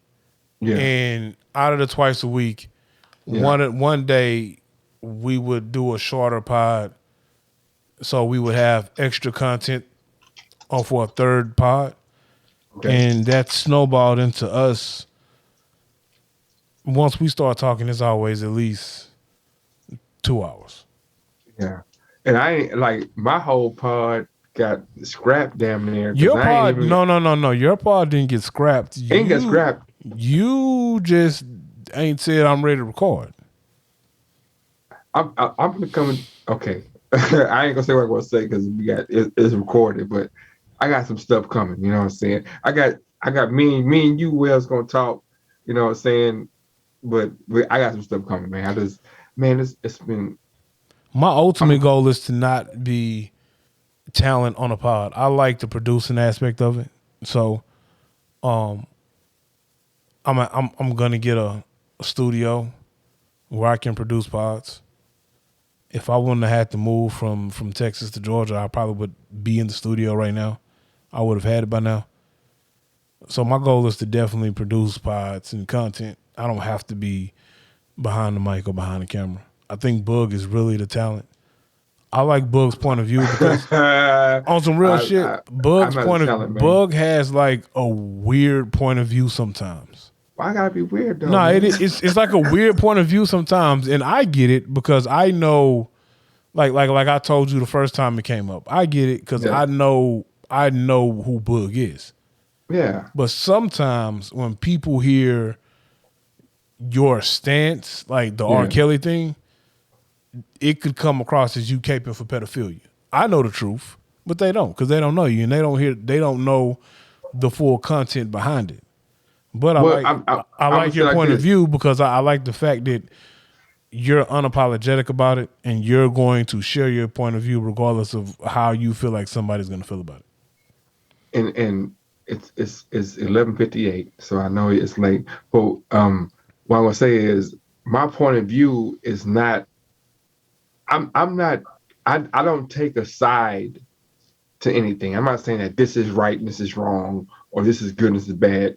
I just say that, look, this is what it is. And that if you want to look at it from this perspective, then be honest in that perspective. Don't not you, but I'm talking about this because the masses, like I said, I say it every episode, the masses don't read like you read. The masses don't read like you read. Like I was telling you about the train wreck. It's 100,000 people that's like, oh, that's a train wreck. And if you ask them what a train wreck is, they couldn't tell you.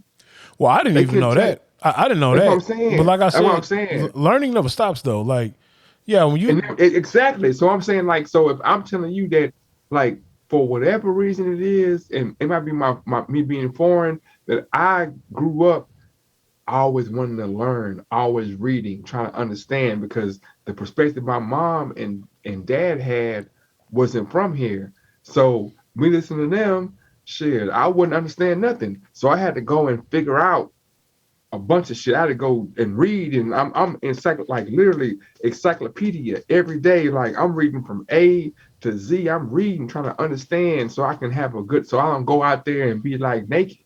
You know what I'm saying? But people who are born here, they would rather just take the word of what somebody says. That's not true. That's some people. That's more people than not, bro. And it's true because, man, look, it's true, bro. I'm not me being some kind of way. It's true because just go outside and ask a common question. And you're going to be like, huh? And like, oh yeah, I heard this.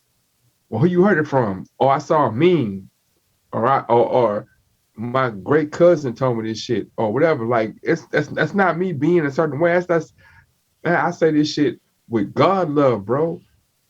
Like people say Kanye West album flopped.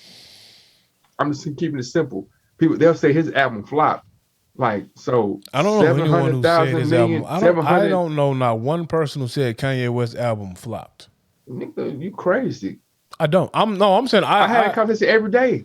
I had the same conversation every day. Who you talking to? I talked to my coworker. See, that's time out. Well, time out. See, you.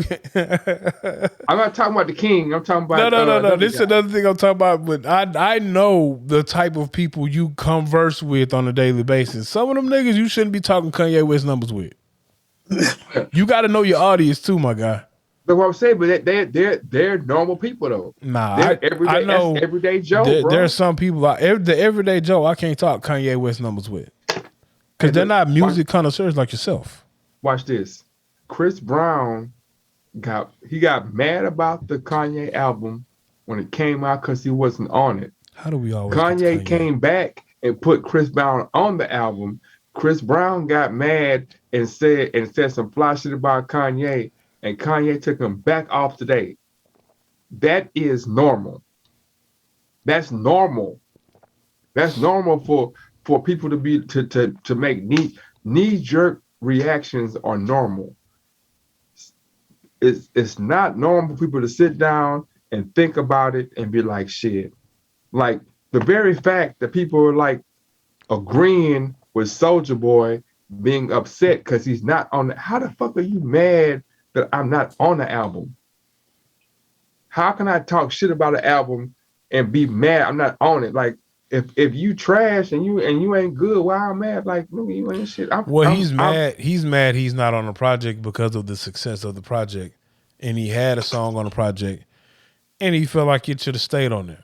But if you're an artist and you're on Kanye West's album and you know that Kanye West is trying to be innovative and he has this thing where he's trying to create a living album where all three shows he gave you three different variations of the album, why are you shocked when a fourth variation of the album comes out and you didn't make the cut, but a different song or a different variation of that song made the cut? Like, you know what's up. You knew what you signed up for. Because you are a secular thinker. And nothing wrong with that. Let me clarify that. There's nothing wrong with being a secular thinker, but there are more secular thinkers than there are independent thinkers.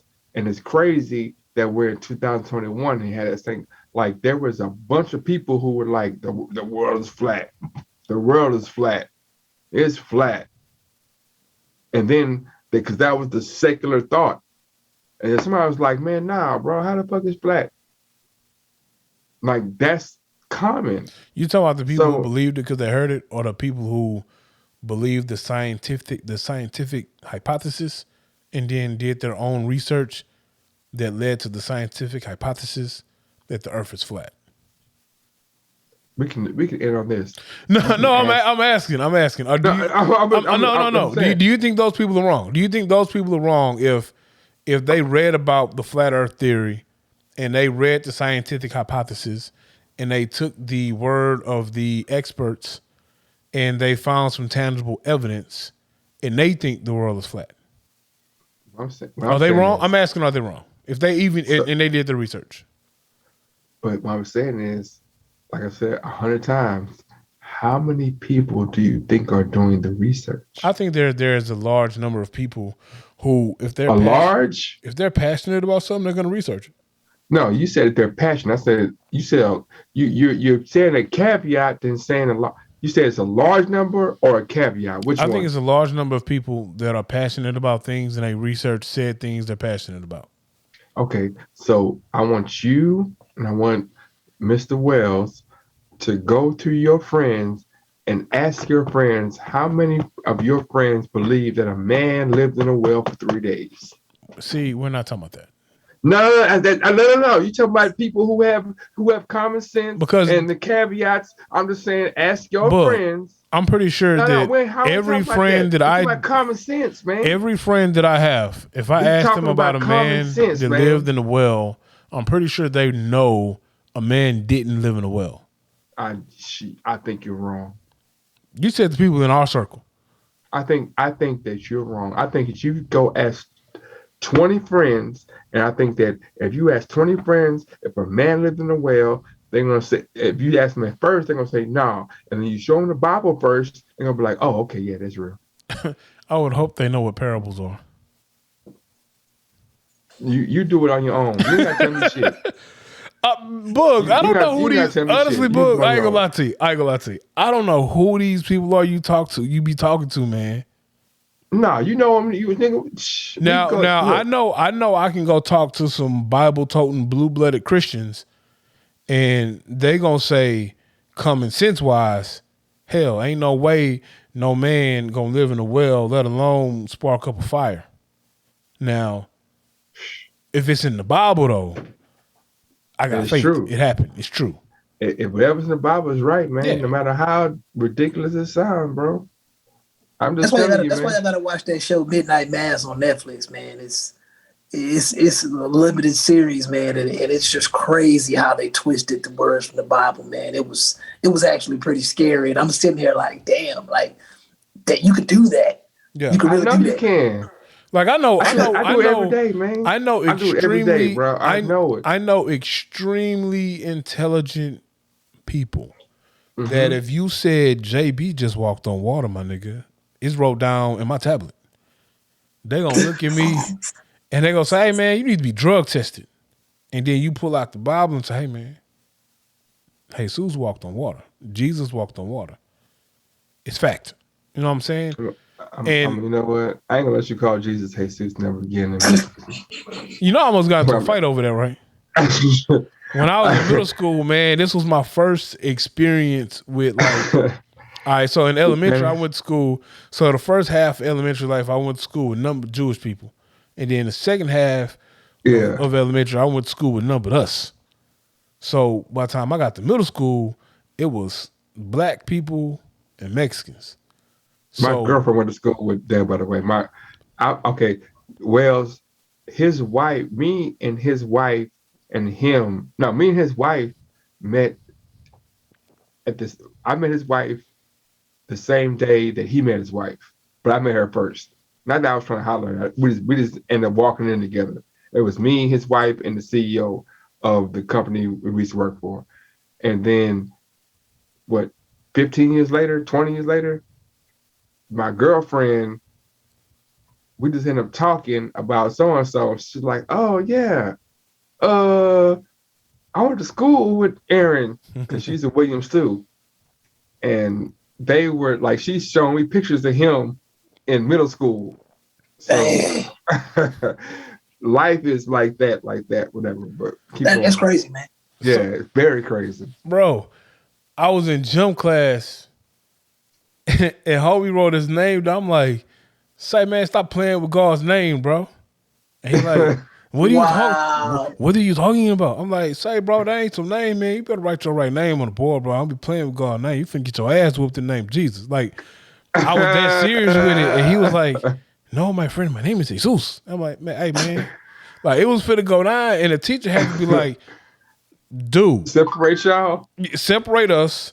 And I got the little "You little dumbass nigga, it's Jesus." And then if you really know the truth about Latin origins, and you can't tell Christians about the Latin origins of never mind. So I was like, don't do that. Yeah, don't do that. Don't start doing the Latin. Yeah, don't do that. Man, I'm gonna end this, man. Appreciate you having you on, man. There we should have been had you on a long time ago, man. There are some people who think the actual Holy Grail, the Holy Grail is a cup and not a bloodline. I'm sorry, go ahead. You can't get us. We've been trying to get on. By me saying that the Holy Grail is not a cup, but it's a bloodline. Yes, man. He already got the Nike check on his shit. We're gonna have to. I don't know how you're gonna blur it out. Whatever, not you. I'm talking about both of y'all. You see, if you notice, I got my stuff on. I got heads up stuff on. You know, we on YouTube. What is this? I didn't even know y'all was doing the video. I promise. I just know that I was doing a. We usually throw the we'll throw the video on YouTube. So I ain't been posting the Zooms on Facebook. We or I? I ain't been posting the Zooms on Facebook. Yeah, because you've been slacking, my brother. So you know that one friend who doesn't truly understand the time it takes to edit the pod. You gotta get two laptops, bro. You gotta take the laptop or get a external where you can just put that somewhere else. I don't want to put the game out there, but you gotta have a set. And you know that homie who don't realize, like, you work a legit 12 hours a day. I do too, man. 6 days a week. I do too, man. In a professional setting.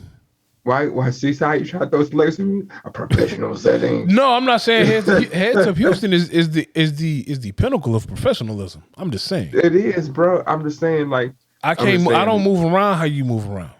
Oh yeah, okay. We can leave it at that. Yeah. You know what I'm saying? Well, either way, man, I appreciate y'all having me on, man. You know, y'all got something, man. I'm not on Facebook, but I know that the Facebook crowd is very opinionated. So I'm definitely gonna when y'all do have y'all chance to edit it, man. I'll find a way to seek it out, man. Because you're not on Facebook, man. and I definitely shared one way or another. Definitely share the audio. Are you on? Facebook. Are you on YouTube or are you on Twitter? No, I'm just on Instagram, man. That's it. On And my Instagram, straight homeboys. flexing. Oh, we got an IG page. We got an IG page, man. Yeah, we got we an got IG page. Yeah. But y'all ain't active on the IG page like that. I'm active on IG page. Right. That So, guy right there. This the thing. That guy right there. I got the IG page. I'm not a social media guy though. So I have to force myself to post.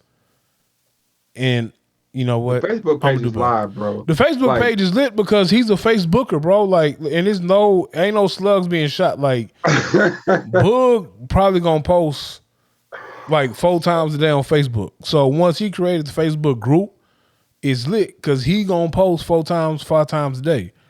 I go on Facebook, and this is gonna sound bad, and then we can get out of here. I go on Facebook and laugh at niggas' lives because I don't know why they put their entire life in drama and beef with their baby mama on Facebook, and that shit is entertaining to me. That shit really is. I'd be lurking. I'm just like you, bro. Yeah, I'm like you too, bro. They be like, oh, bird ass, bitch ass baby mama, she did X, Y, and Z, and I be like, oh, well, you the dummy for giving her the card, but whatever, you know what I'm saying? So, bro, Facebook is my TV. I don't watch TV. I watch Facebook, but I created the Facebook page, man, and like basically, you know what I'm saying? Like I said, it'd be lit, man. Like if you don't do nothing else in life, man, you can just go look on there. You don't gotta participate, but I know it's lit because every time I post, it'd be like 20, 30, 40, you know what I'm saying, seeing it, and it's a clitoris split. I put a clitoris post. I put, oh man, it's hilarious, bro. See, what's the Facebook group? The 16 Shots podcast, man. Oh, okay. I'll send it to my home. I know my homeboy. He should be on there. I'll send it to him. I'm sending to you, man. But yeah, man, it's one with this. You saw the one where the raccoon got hit and other raccoons saw it, and he was like, "Oh, that's my homie. My homie did, man.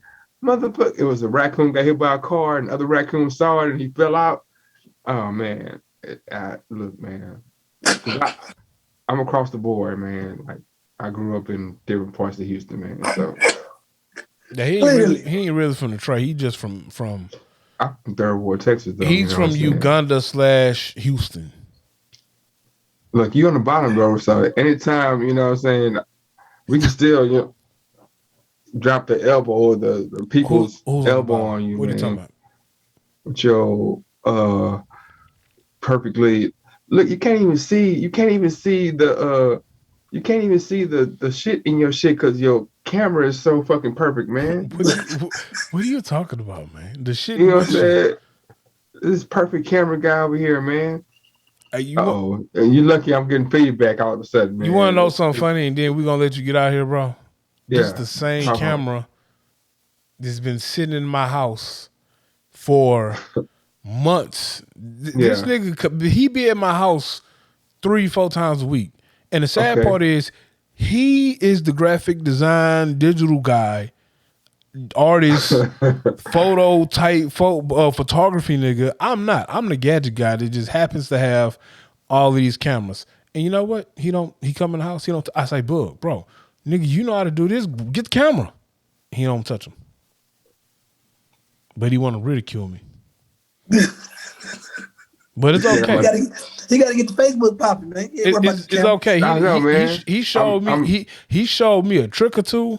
And once I get settled in my house in Georgia, and I'm getting a big enough house with enough rooms where I'm gonna have a dedicated studio room, it's going down. He fucked up. He shouldn't have showed me that trick. It's going down. I see my dashiki, right? You see my dashiki, right? Wow. But why are you making duck lips? And that's you don't know about that, man. You don't know about that. That's the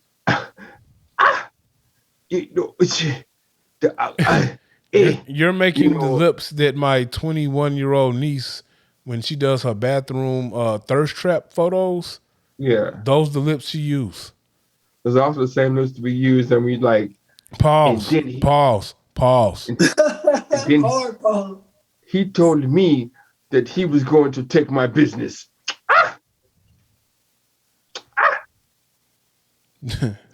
So that's that noise you be making when you be with your little trainee homegirl. And on that note, we're gonna see what I'm saying? Yeah, peace out, man. I have control now, so I can mute you. And I don't know why my mic's messing up. You can mute me all you want to, sir. I have the master. JB, don't forget, man. Send it to me. Yeah, Hey, I got you, you man. can mute me all you want. man. I got the file that's being dumped. I got the file that's being dumped Boom. on all DSPs.